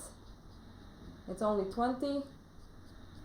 And when I have, but that's the thing. I mean, the person will be like, okay, let's say that I don't manage to sell all of those 20 prints in 1 month. The person will have to wait for it. So I'm like, should I just risk it and make them in one go, or should I wait until I sell them all? How would you do it? I think try to get a sense of how many would you have to print. Like I think pre-ordering is the best option that you can have, so that you can have a number before you start printing them. Yeah. And then you can like print 4 or 5 extra, or I don't know, 4 or 5 less, depending on how many people order it and how many people are We'll see. looking forward to it. Yeah, I don't know. I think it's quite hard, to be honest. But Yeah, Eric, I mean, it is. thank you. Eric said that that's a lot not for your art, what they charge. Not sure what he said. I think maybe he said that's not a lot. I mean, I've sold prints between $100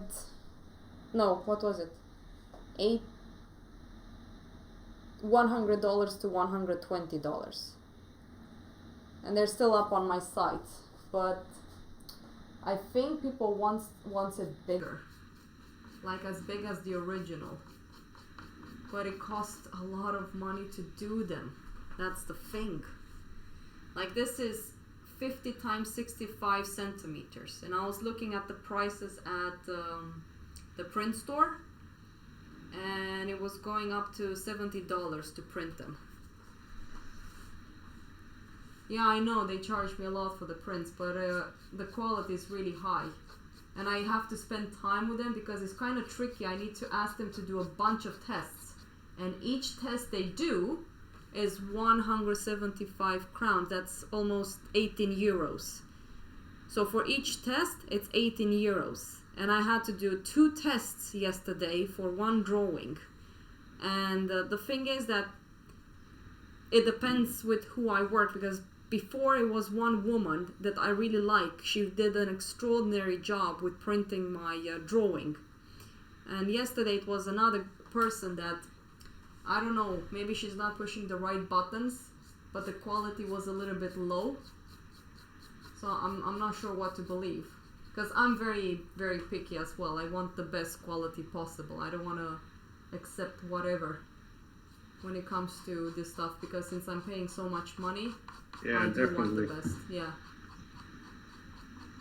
So, and you need a calibrated screen. Oh my god, there's so many things that you need to think about when you make a good print. And the paper I want to use is from Hanemühle. So when I printed the Timebringer of Death for my two friends that bought it for me, the print quality, it looked like it was a drawing on the print. It looked so freaking good. It's just that it was an A3 plus. It wasn't even as big as the original. And that one costed me $50 to print. So yeah.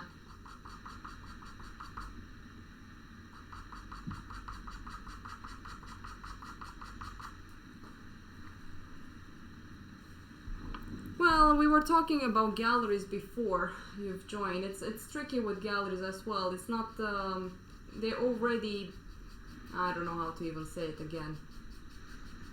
It's not that you're good or bad or whatever. I don't know what it is. But for example, I tried to contact one particular gallery. They answered me and then they just disappeared all of a sudden.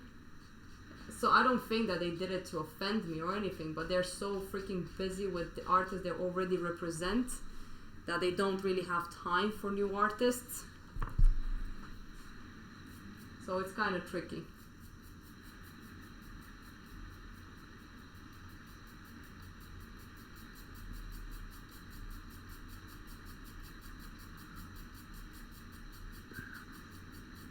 Oh yeah. One more thing that costed me a lot of money is to scan them. I used to go to this place where it cost me just to make one scan. One scan to warm up the machine cost 46 euros, something like that. And then the print, and then the scan. So to warm up the machine cost 46 euros, and then to scan it, it cost 18 euros. So that's another thing that's added to your expenses as well. Now I have Marianne's camera, which is a very good camera, but it does only 300 dpi. And the best is to have 600 dpi, as I know from... No, you can change that with the TIFF one. Oh. So with the TIFF one, you can get 600 dpi. Oh wait, you're right. I actually did some photos and then I saw that it was 600 dpi. Never mind. But that's great. Yeah. I totally forgot about that because I was wondering. But that's super good because now I can just use your camera, so I don't have to pay that much money, and then I can actually get the quality I want. And it's much... Yeah, I think it's better than the scan. Yeah. If you ask me. Yeah, because it keeps the values under control. Mm-hmm.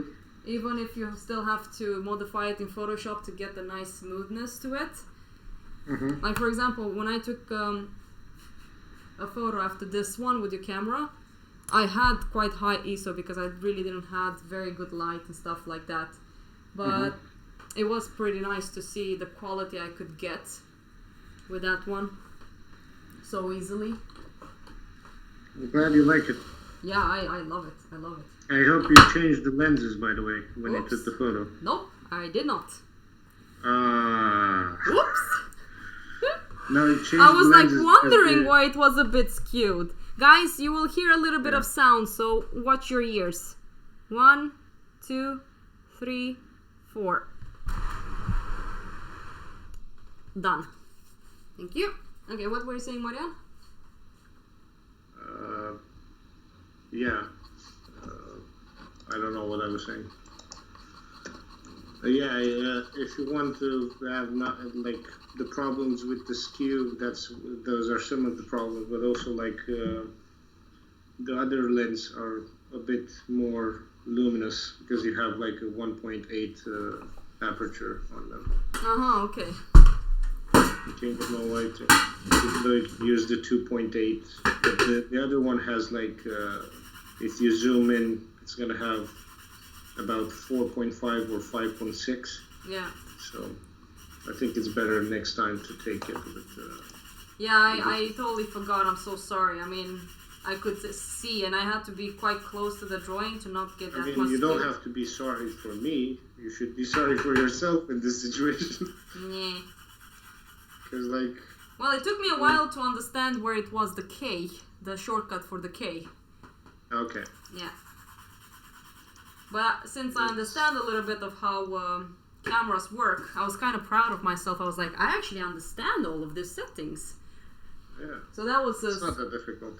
Well, no, it's not really, but before I met you and Kirsty, I had no idea what the hell I was doing with the camera. Yeah.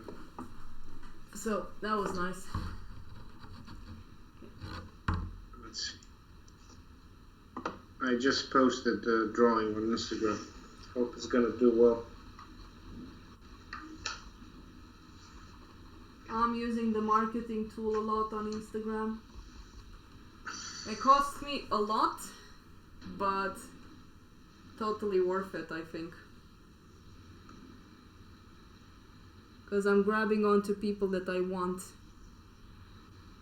Ages are 25 up.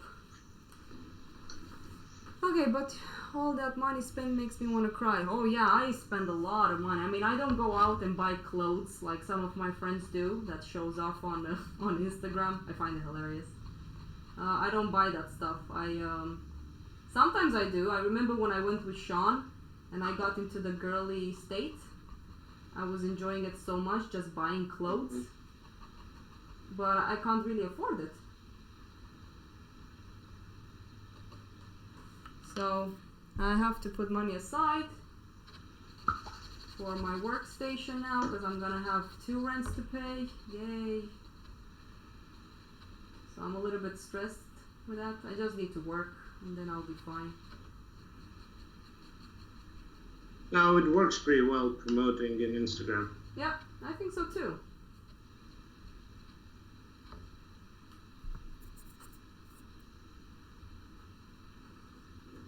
Is the image too dark, by the way? I think it's No, it's fine. Yeah? Okay.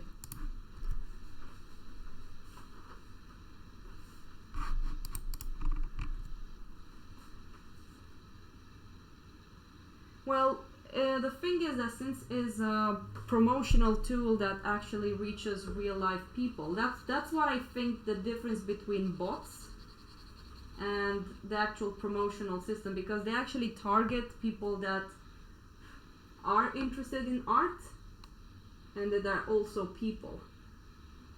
Because for example, when let's say that I gain followers, they're actual people from like I choose Berlin, California, Los Angeles, for example. I picked Washington, so I picked the places I really wanted to promote my work to.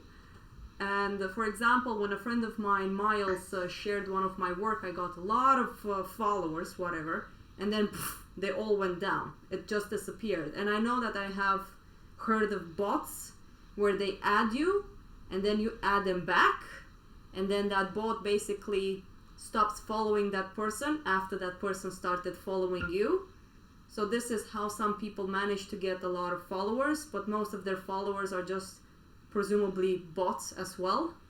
So I don't really want that. I want actual people that I can talk to and create a market together with them for my art, of course. No, I'm just joking. But in general, that's what I need as an artist.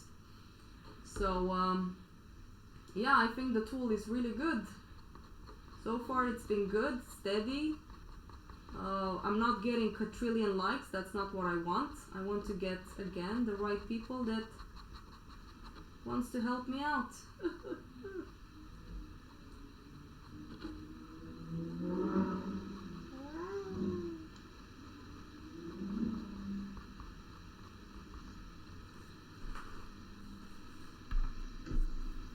See you, Raiza.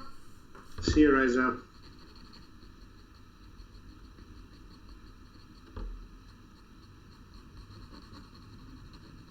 So I think when people say like, oh, the Instagram doesn't work, yeah, I mean, you can't expect to get super billion likes.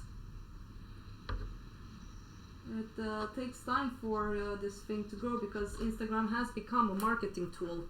So it's much harder to grow now than before. Yeah.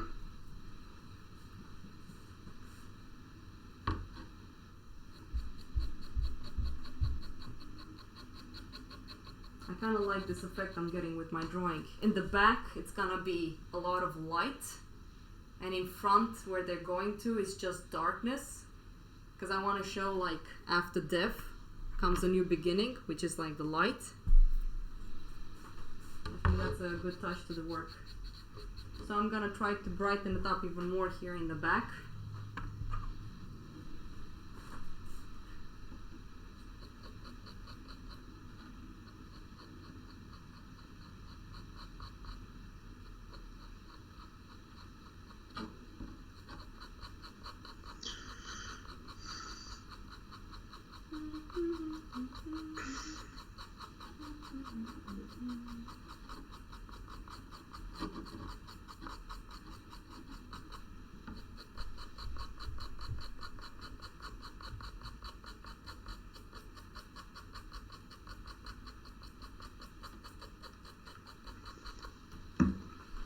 Done with the Instagram.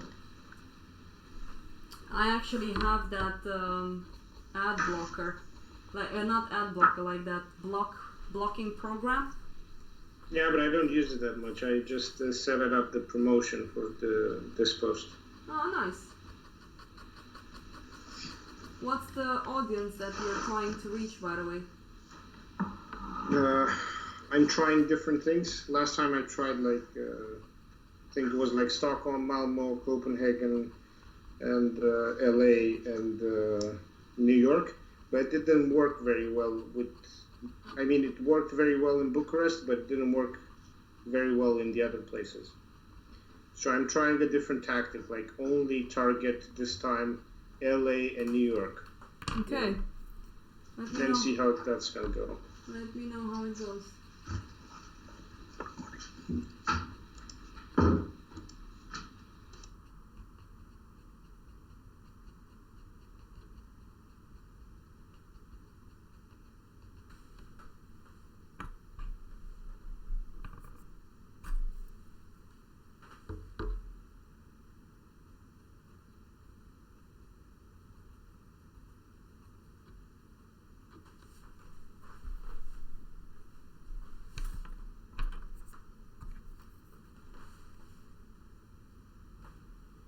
Well, Eric, I mean, I know people that are quite wealthy, but even most people that actually bought my work were not really wealthy people, were just normal basic income people. I mean, I don't sell my art for that much. I sell it for quite, let's say, reasonable. Can't say cheap. I've really changed regarding that. I have to take myself serious and my art. I'm tired of always crying that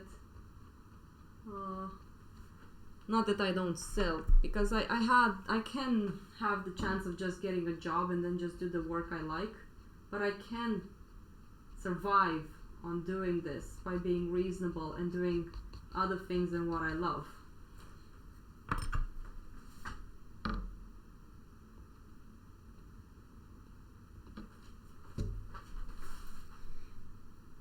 My god, in one corner on this work here, in the down right part, it's gonna be so many skulls.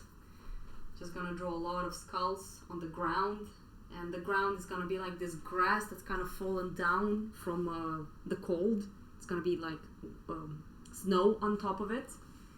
So that's gonna be very interesting. Right now, because I'm adding the chalk in the sky, making it quite bright, when I work again with the mountains, I'm gonna try to brighten up even more so I can push it more back. But one reason I left the mountain is because I wanted to see a little bit my value range, like my whitest white and then the darkest dark, which is in the front of my characters. I mean, right now, the way you guys are seeing on the screen, it's a little bit high contrast. It's a little bit more let's say, neutral value over here. It's not pure black. So that's gonna look really interesting once I finish that. Sorry for interrupting. I think I'm gonna go soon, like in 5-10 minutes. No, it's fine. I'll just be here and wait for Hendrik. What's up? I think me and Anton are gonna go for hit up the town. Oh, okay then. Say hi to Anton and just have fun, I guess. Yeah, Anton says hi back. Hello. So he can hear you. I took the headphones off. Ah. Hello, Phil. Hey. I can also hear myself, but it's good to hear your voice. What? It's a bit of echo because now that's why I wear the headphones. Oh, right. Look good though. Thank you. Nice skulls. Yeah. There's no ducks in there, but. Yeah, well. There's no green every time. Yeah. Who There's knows? no dead people either. What? What did you say? No dead people either. Well, technically there are skulls. Yeah, well, I'm gonna have some dead people. Well, not really dead. A little bit more artistical and romantic. Yeah, okay. Dragged by death. Not my kind of dead people. Yeah. But you guys should go and have fun. I think it's quite nice weather. It's quite nice in Stockholm right now as well. Yeah, and in Copenhagen as well. It's really nice weather. Yeah, I might stop as well and go out maybe later on. No, you should go out. Yeah. Take a walk or, I don't know, take the metro to Gamla Stan. Spend a little time there. I have to Because work. I think you would feel a lot better if you take a walk once in a while to Gamla Stan. It's such a nice place. Yeah, I know. I will do it. I'll do Very inspiring as well. it. Okay, take Anton out. You're not gonna be there for a long time, so spend as much time as you can together, okay? Okay. See you guys.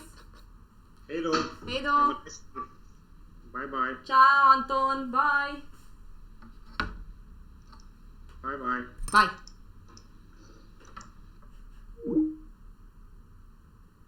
Well, guess it's just me and you guys now. Whoever is left on the stream. Daniel, you're still on.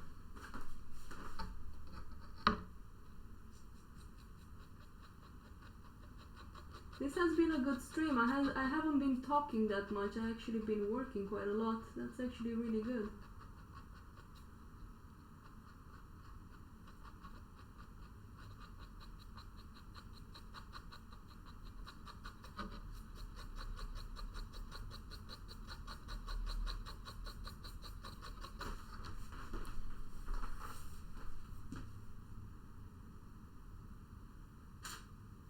Aww. Oops. George Atudore is actually Marian, so he will cry now. And I think my battery just died. Yeah, I think so. Need to put in the new battery. Just 1 second, guys.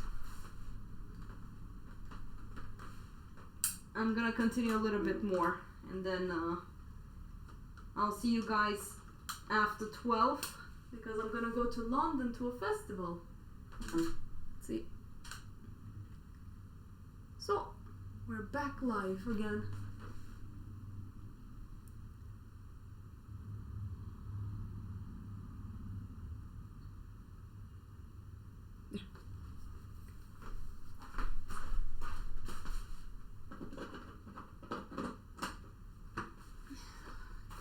Okay, let's continue. So, whoever is on chat, I'm just gonna be silent. You guys make sure you have cool music in the background, and I don't know, have fun drawing.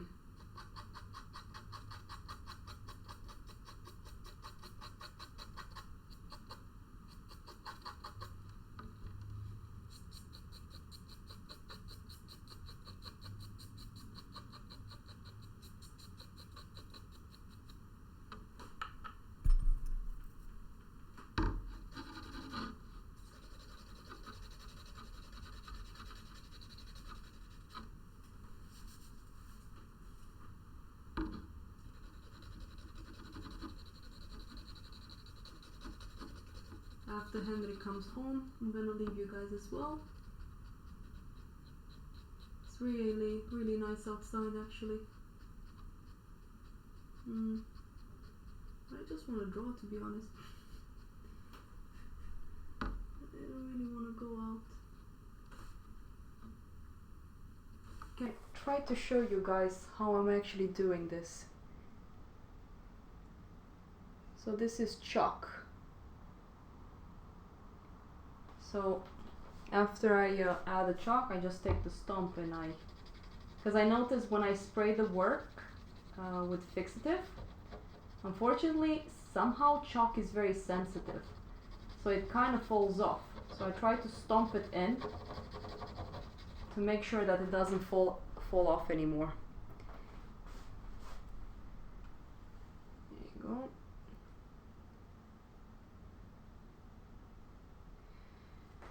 So I'm kind of liking this effect. It works pretty well so far.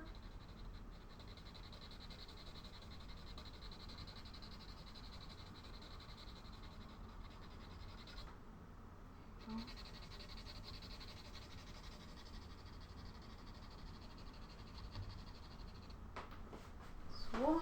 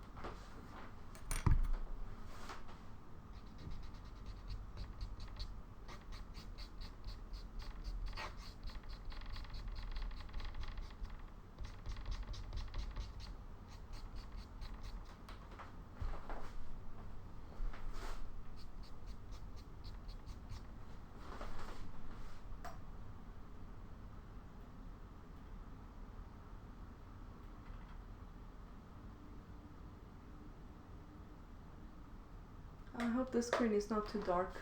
Anyways. Okay, let's go a bit darker with the background now. So I just need to make sure that the charcoal is well sharpened.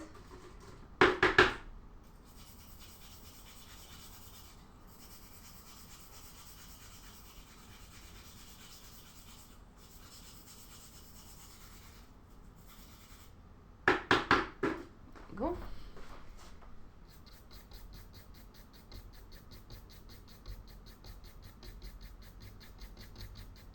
So I like to have something underneath, and I've used my hand and a stomp tool as well to make sure that I let's say have a foundation. And then I come again with a harder charcoal. Sharpen it as well. Make sure that I have this nice flat dark tone on there.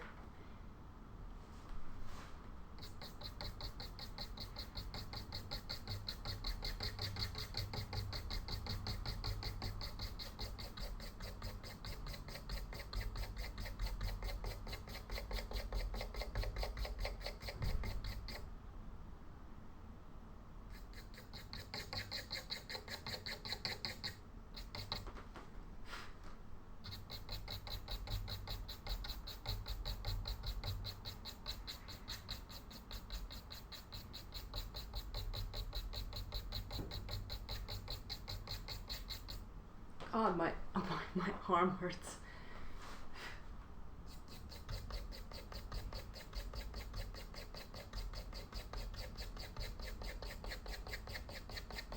Is there anyone else on the chat or on the live stream? Because if I'm alone, I will just head off. I can still stay if I know that there's still some people. I can't see if, how many people are like on the stream right now. I just have the chat.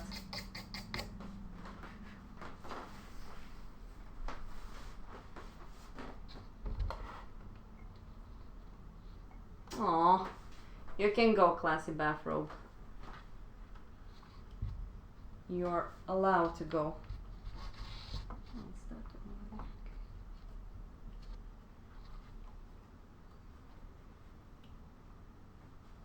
See you, classy bathrobe.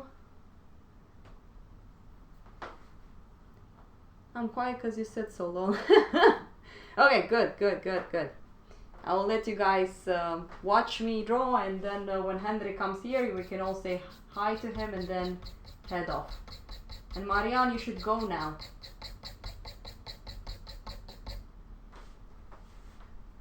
Let's take the stomp tool. See if this one works a bit. I like the stomp tool when it comes to details, but let's see if my finger works. And yes, I use the middle finger because somehow this is drier than the other fingers I have. Okay, this works.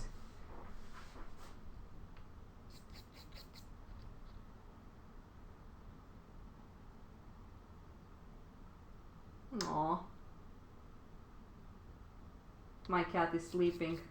I made sure that I drain her energy a lot before the live stream because she's become so needy.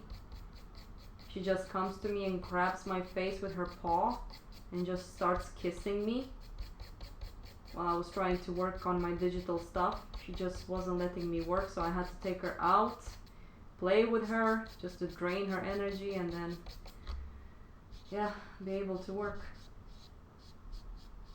That was funny.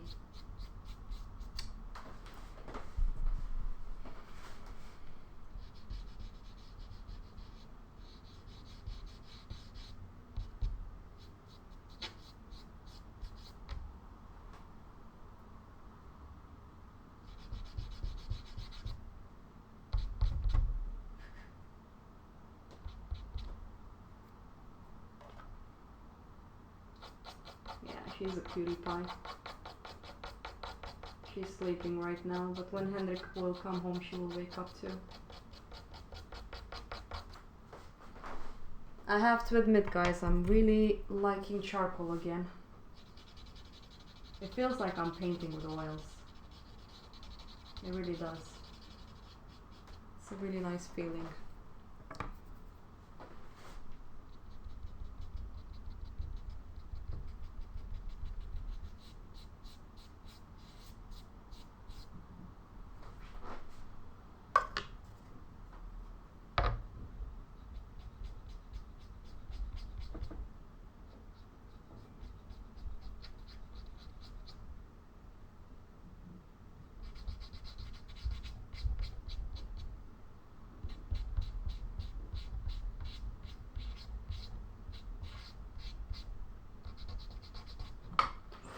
Not sure how to make that part of the charcoal a bit softer. Do I have anything else, like a harder charcoal? Okay, this is a bit harder.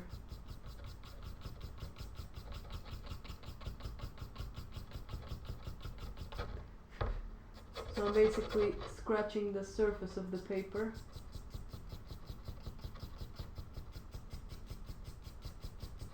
To get onto those nice soft neutral values.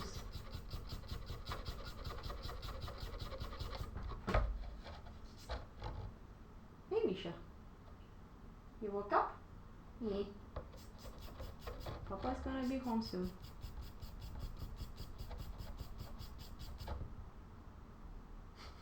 You're so cute. Yeah. Always by my side.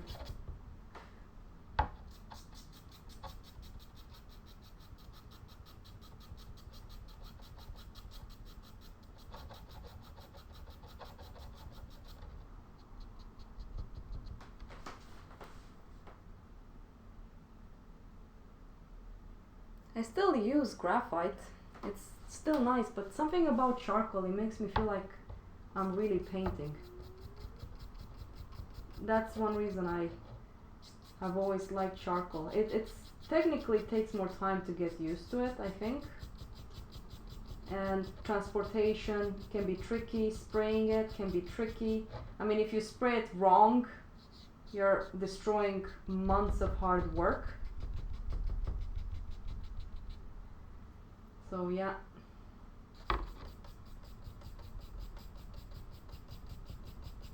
Like for example, the fixative I buy, it costs around, what was it?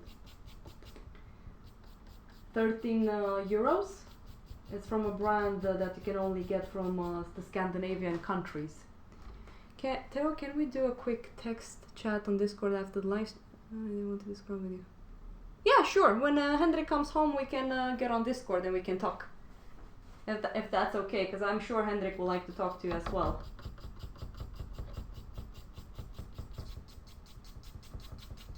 He managed to start playing Metro. My brother also liked it, but he said that it's a little bit short. So, okay, cool.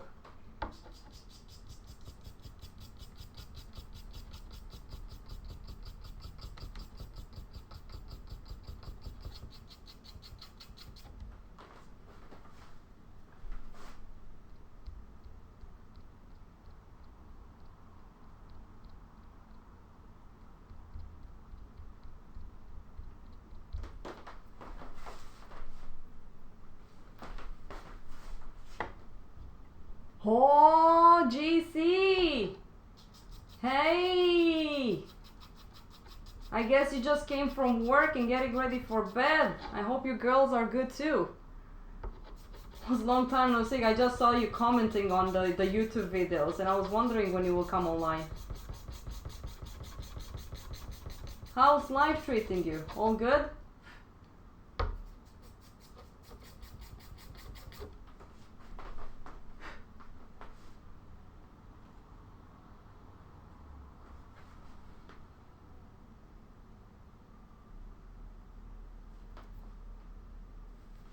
You just woke up. Yeah, I mean, it's quite early for you guys there, right? Or is it nighttime? Wait, no, it's getting morning for you guys. Is it? Close to 12 maybe? That's not morning.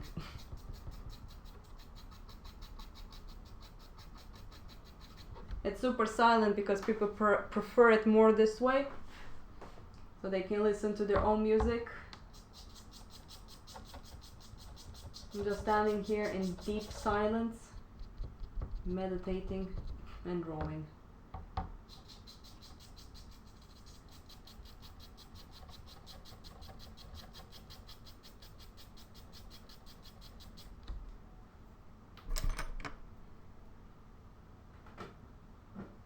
It was super nice seeing my mom. It's good to hear that you're good. Wait, Misha, what you doing?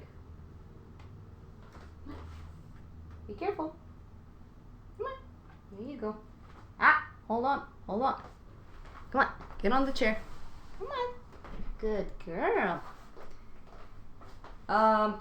Me and Misha, we went to Romania for like, what was it? More than 3 weeks. I came back with plus 2.5 kilograms. I've been eating so much of my mom's food. She cooks amazing cookies and all that stuff. And when I came home, I was looking at my jelly belly and I started going like, no! So hard to get rid of it. You get fat so easily. It's so hard to lose weight. It's so frustrating. Ugh.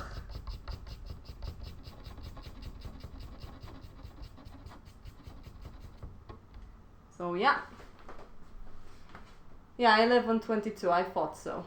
I thought that it was that much.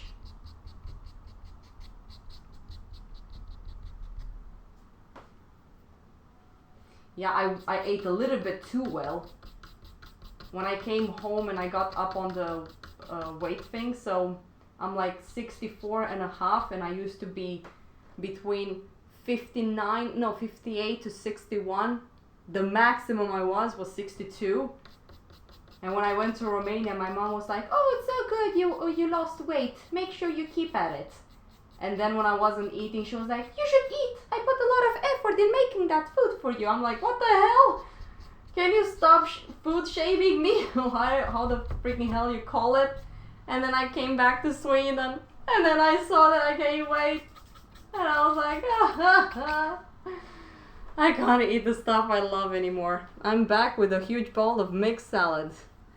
You cow.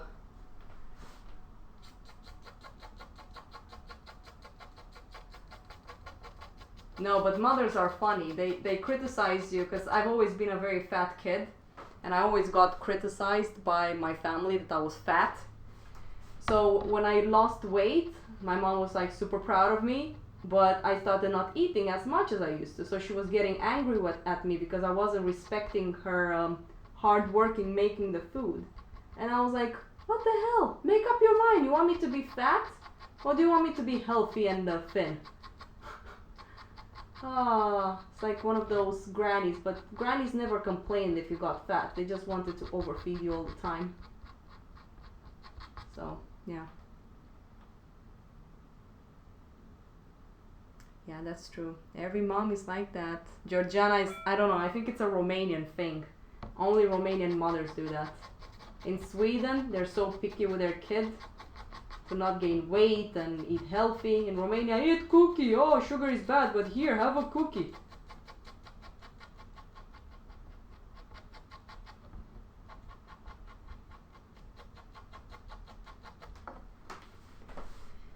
So, yeah. Cookie, good for you, but not very good for the belly. Let's go a bit closer so you guys can see what I'm doing with the smudgy tool.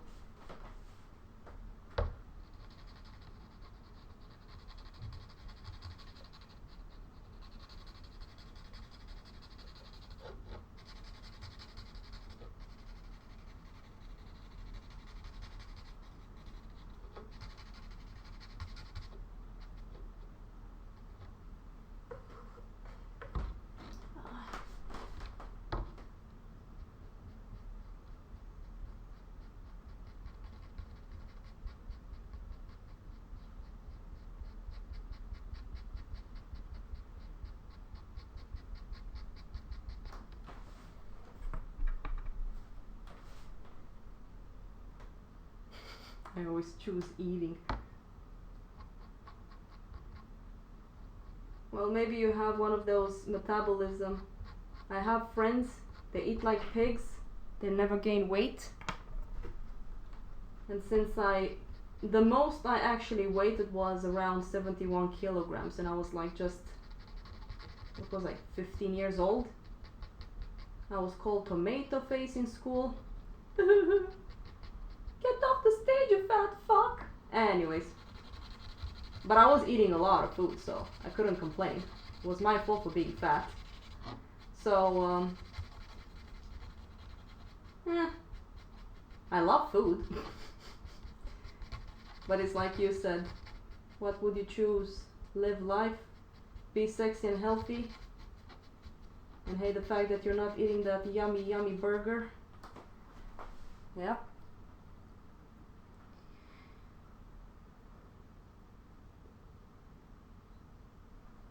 Thank you. I'm so sad that you guys can't see it in real life. It looks so much better in real life.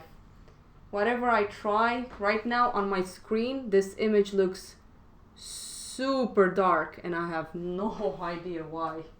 I think the settings got... Oh yeah, something went wrong with the camera. What the hell happened with the camera? 1 second, need to restart the camera.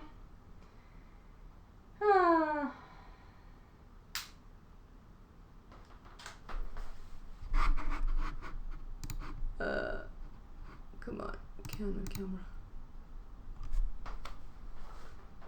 Jesus Christ, my camera is not working. Mang, all the time when you didn't have to stop working, you son of a bitch. Come on, work. Așa, mama, așa. Bine că funcționeze acum. Let's see, put some light on.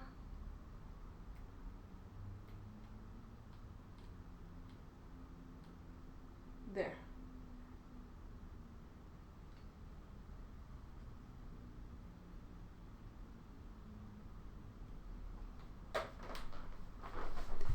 Oh no, the program will crash. Close program. Sorry, just 1 second.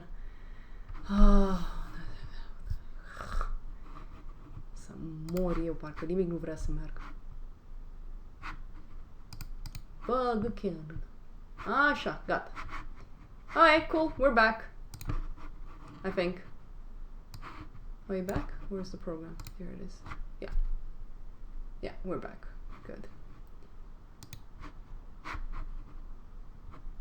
Test, test, test. Okay, that works too. Okay, cool, let's continue. GC, sleep well, take good care of yourself, and hopefully see you soon. One day, for sure.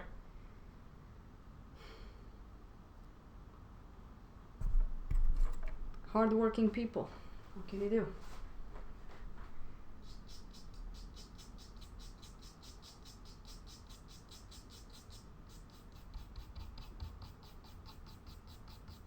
I want to make this side here. I will work on it more after the live stream, but I want to make it quite soft, like it's more like a flame almost.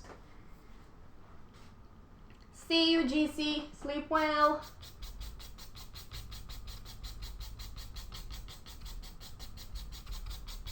I love sleeping. It's another bad trait.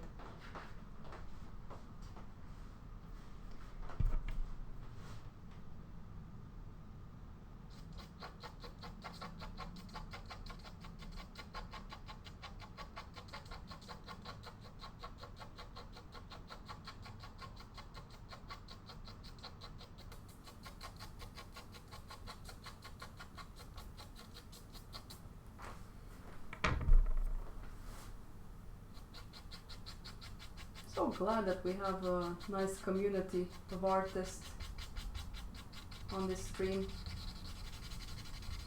Really, really happy.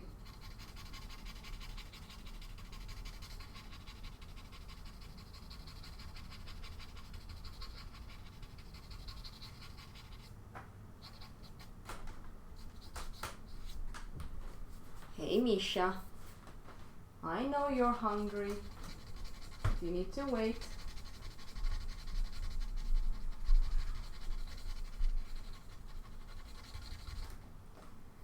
Okay, now let's work here on the back.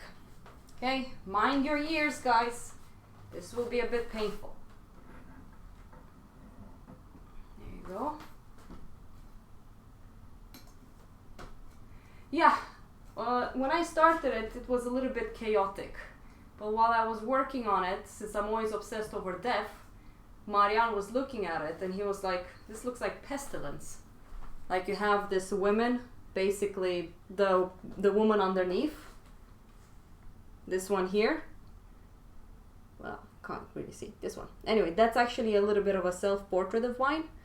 So it's basically what I understood from Marian when I was playing with the horses. It's the story with the, what was it, was it the 5 horses? Don't even remember. That's how bad I am at remembering things. But I just love this idea of this figures just going. So you're having them going straight. It's all dark here, and in the back it's just gonna be light. And then here, fuck it. Wait 1 second. Yeah, the 4 horsemen, I think it was, but I just have 2.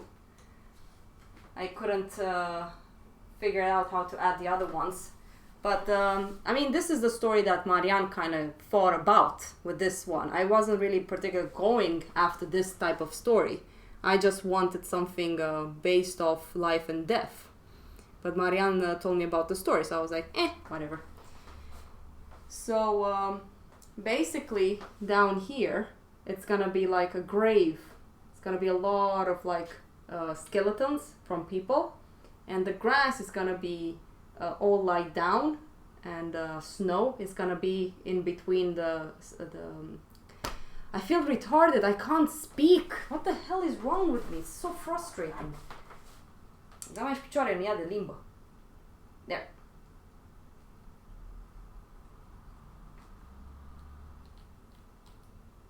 Okay, there you go.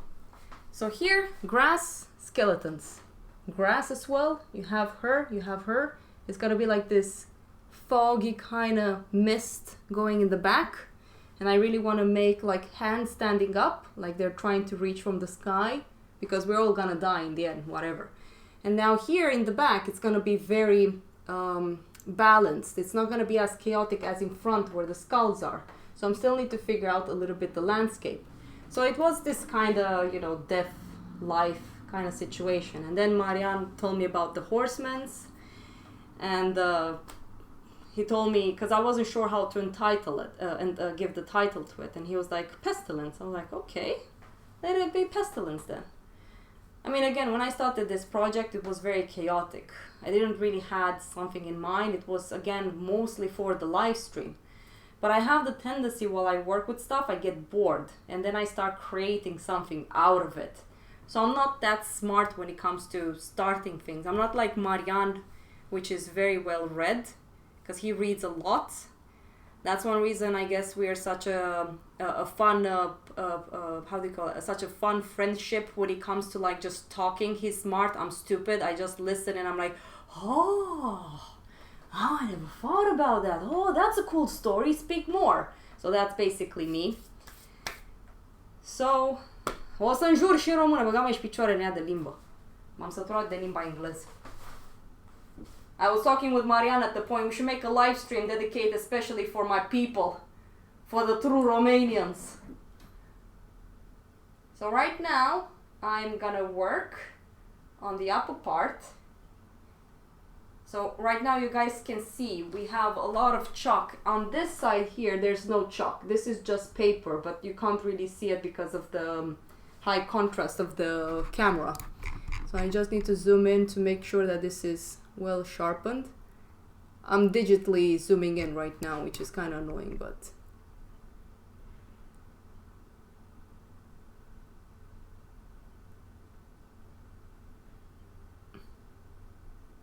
there we go. So all of this part is gonna be chalk. So it's gonna be, how do you say it in English? Again, non-chaotic, chaotic. That's what I'm going for. Ugh. I don't know. I mean, I kind of wish I knew a little bit more and read a little bit more. And that's something that I told Marian, that one day we should just drink tea and talk more about philosophy, because he knows so much. Sorry, I had to drink some water. Because, for example, I have another friend, which is Miles, and his subject is more about the inner soul and peace and finding yourself, and more of a psychedelic kind of experience art. In my case, I want more of something that has to do with myself and life. And I've always felt a little bit weird when people said that they're afraid of death, because they basically what happened, I was talking with my grandmother and I asked her a little bit, not mean, but I had to ask her. I asked her if she's afraid of dying, because she's an old lady and she might have 10 more years to live. And she said that she is afraid of death. And I asked her why. And she told me that she's afraid of death because she hasn't lived life as she truly wanted. She really didn't do what she wanted with her life. So in my case, I'm not afraid of dying. I know that in the end I too will die. I just want to live life as good as I can. Maybe that's one reason I'm not rushing into things like family and children, even though I talk about it. I just want to draw. If I can just do this, I don't care if I live in a 20 square meters apartment or I don't have a kitchen to cook in. As long as I can draw, I don't care about the other stuff. So, I don't know.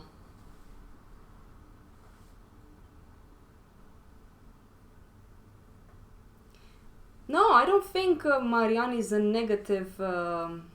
Jordan Peterson. I don't think...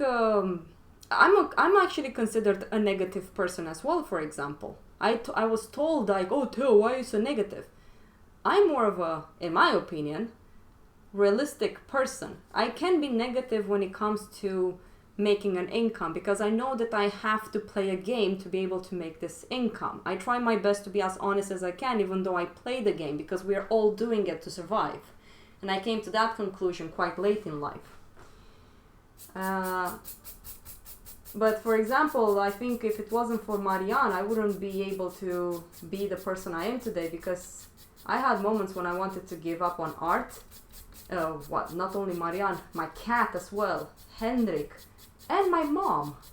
My mom too, she used to tell me to just get a job, and now she's actually telling me to keep going, to try my best, and whatever happens, at least I tried and I've done it properly, because 5 years ago I didn't really do this properly. I was just drawing stuff that presumably I was like, oh, this is gonna sell, if I do this, it's gonna sell. Now I actually don't want to do that anymore. I want to do things that I like. And if it doesn't work, it doesn't work. I can get a job. It's not gonna kill me. Sure, I'm not gonna be able to buy my Tesla. I'm not gonna be able to buy a house with four bedrooms and whatever. But at least I've done something interesting with my life. And then when I reach my grandmother's age, I won't be afraid of dying. Because I know that I've done everything I could with my life. I think so too, when it comes to your own sword. Well, David, Marianne has a very dark, vibey thing into him, but if you could sit down with that guy and just talk with him, you will think that he's older than he actually says he is, because that guy has been through a lot of things for him being the way he is. He has his flaws like everyone else, but he is one of those people that does everything for the people he cares about. And he doesn't want much, like wealth and stuff. He's still an idiot, and I have to scream at him to tell him, like, can you stop helping everyone and help yourself? Because you're not really in a situation where you can make, for example, he wants to create an account and put money aside to help people out to go and study art and stuff like that. And I'm like, first of all, you need to solve yourself. And then when you have the funds, you can help everyone else. So he's that type of person. And I think I've noticed that a lot in Romania, actually, with most Romanians tend to be like that. But I've noticed very few Swedish people that can actually do those type of things. In Sweden, people are more for themselves.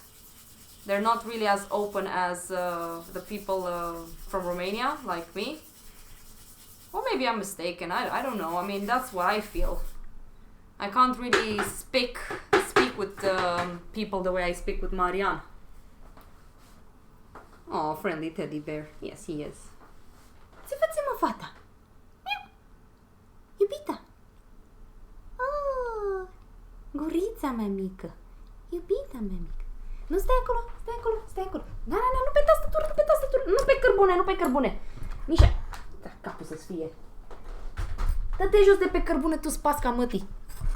Aoleu! Nu spune coada în ceașca mea cu apă! Băi, să-mi bat picioarele, ai nebunit? No, I don't think he's gloomy. He's Vasil. He's Marian Vasile. I still don't get which is his family name. I just call him Marian, which I know that that's his family name, but anyways, I think it's just funny. He used to be like a rocker, as I understood from him.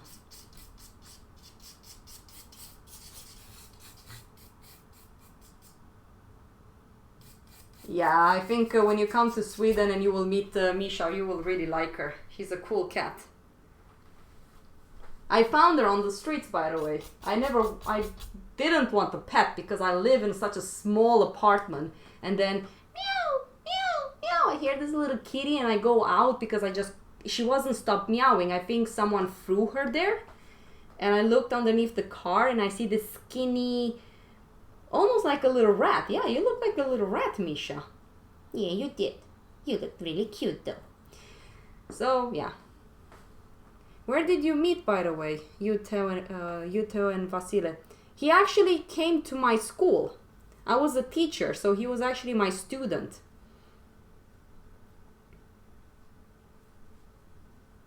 Ah, yeah. I don't know if Misha is like that, though. But anyways, yes. Maybe one day when Marianne will be on the live stream, we can actually tell the story of how we actually met. Because when I first met him, I wanted to kill him. He came to Sweden. He had nowhere to stay, and he kind of looked for a place to stay. Kinda. But unfortunately in Sweden there was still discrimination against Romanians. So that was a problem for him to find a place. So he was like, "Hi, I'm in Sweden, but I have nowhere to stay." And I got so angry. I think I was close to swearing in Romanian, but he could understand because of course he was Romanian. So I kind of not hated him, but I was like, oh my god, this guy is gonna give me so much problems here at school. It was kind of funny. Mă, poți să nu mai caște atâta? Ce faci? Nu mai îmi da asta, cărbunele pe jos. Asta se sparge imediat, Mișa. N-ai, cărbune, ce vrei? Uite, uite, cărbune. Ia, joacă-te cu mouse. Ia.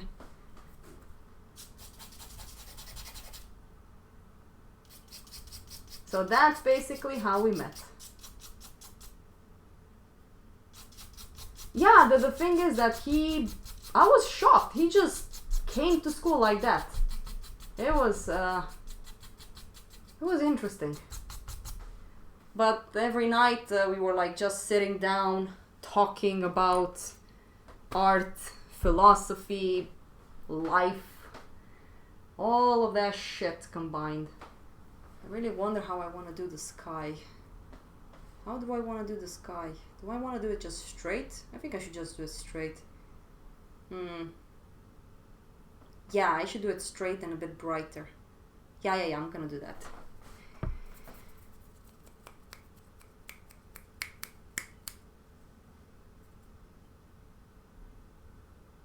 Well, Florence Academy is much more expensive than the Swedish Academy, by the way.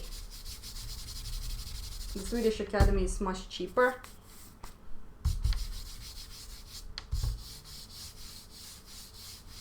Ah, for God's sakes, my hands are not working today.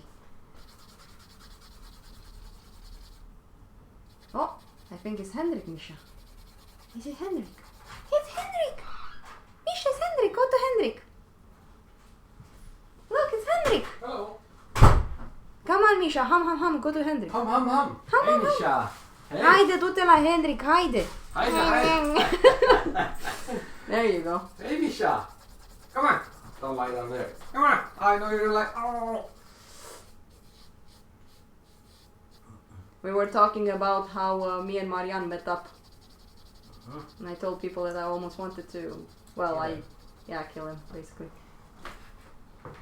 Hi, I'm Marianne, I just came to school. I have nowhere to stay, but you know, can you help me out? Yeah. Oh my god.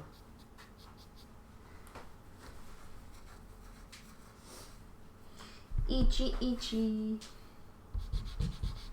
So you were looking at my live stream, huh? Yeah, for a little bit. Yeah, you got exactly at the time when I was trying to talk about that artist. That was hilarious. What? No, I got in exactly when you talked about my mom. Oh! Yeah. Oh! You see what a good woman I am, talking good about Talking my man. shit about my mom, dude. What? No. You didn't talk shit about your mom. Your mom is a saint on earth. Yeah, I know.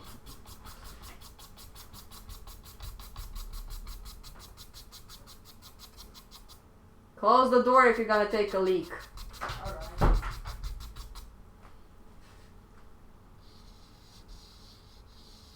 Yeah, I think that all of this part I'll need to be very patient with it, because when I use my finger it just takes off so much. So this will take me quite a long time to do. My boyfriend has a funny accent because he's Swedish, Georgiana. He is a true Viking. Viking adevărat din ala. Cu chestia aia pe cap. Nu, glumesc. No, he has quite of a strong accent, Henrik.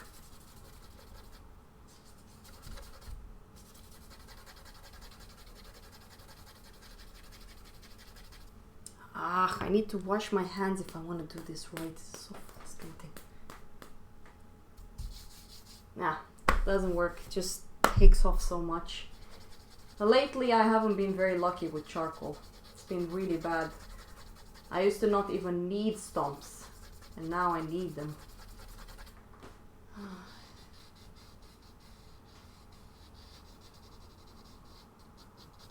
I will need to figure out the sky.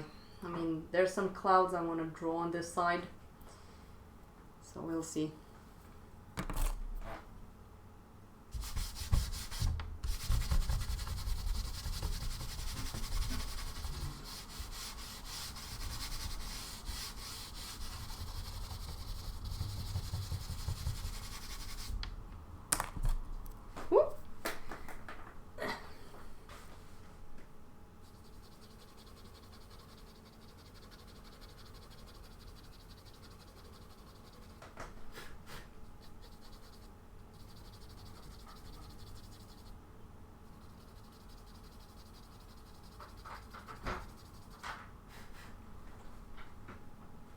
Who's talking shit about my accent? Georgiana. She's Romanian. Yeah? You know that Romanians are haters. Yeah, I know. And you all sound like Dracula. Boo! Your boyfriend has a funny accent. Ah, sweet children of the night. What sweet Yeah. music they make. No, I have the IKEA accent. Okay.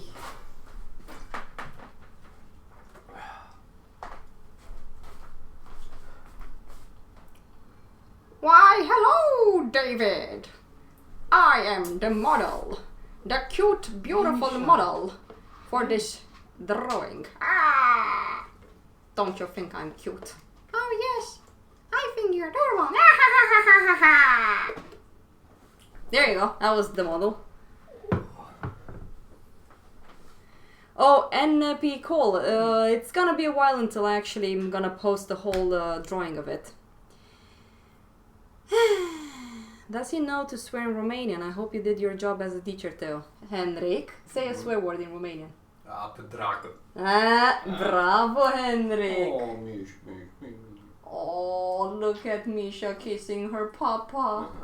Yeah, she wants food. Yeah, when did you feed her? She ate before the live stream, so she's quite hungry. Yeah, we should actually take her out. But before we go out, Daniel wants to talk a bit with us on Discord. And then we can go. He wants my advice Your on advice. life. On life? Yeah. I don't think he needs that, but sure. But everybody needs my advice on life. let's see. Where is Misha? Do, do, do. There's a little kitty. Can't even put more.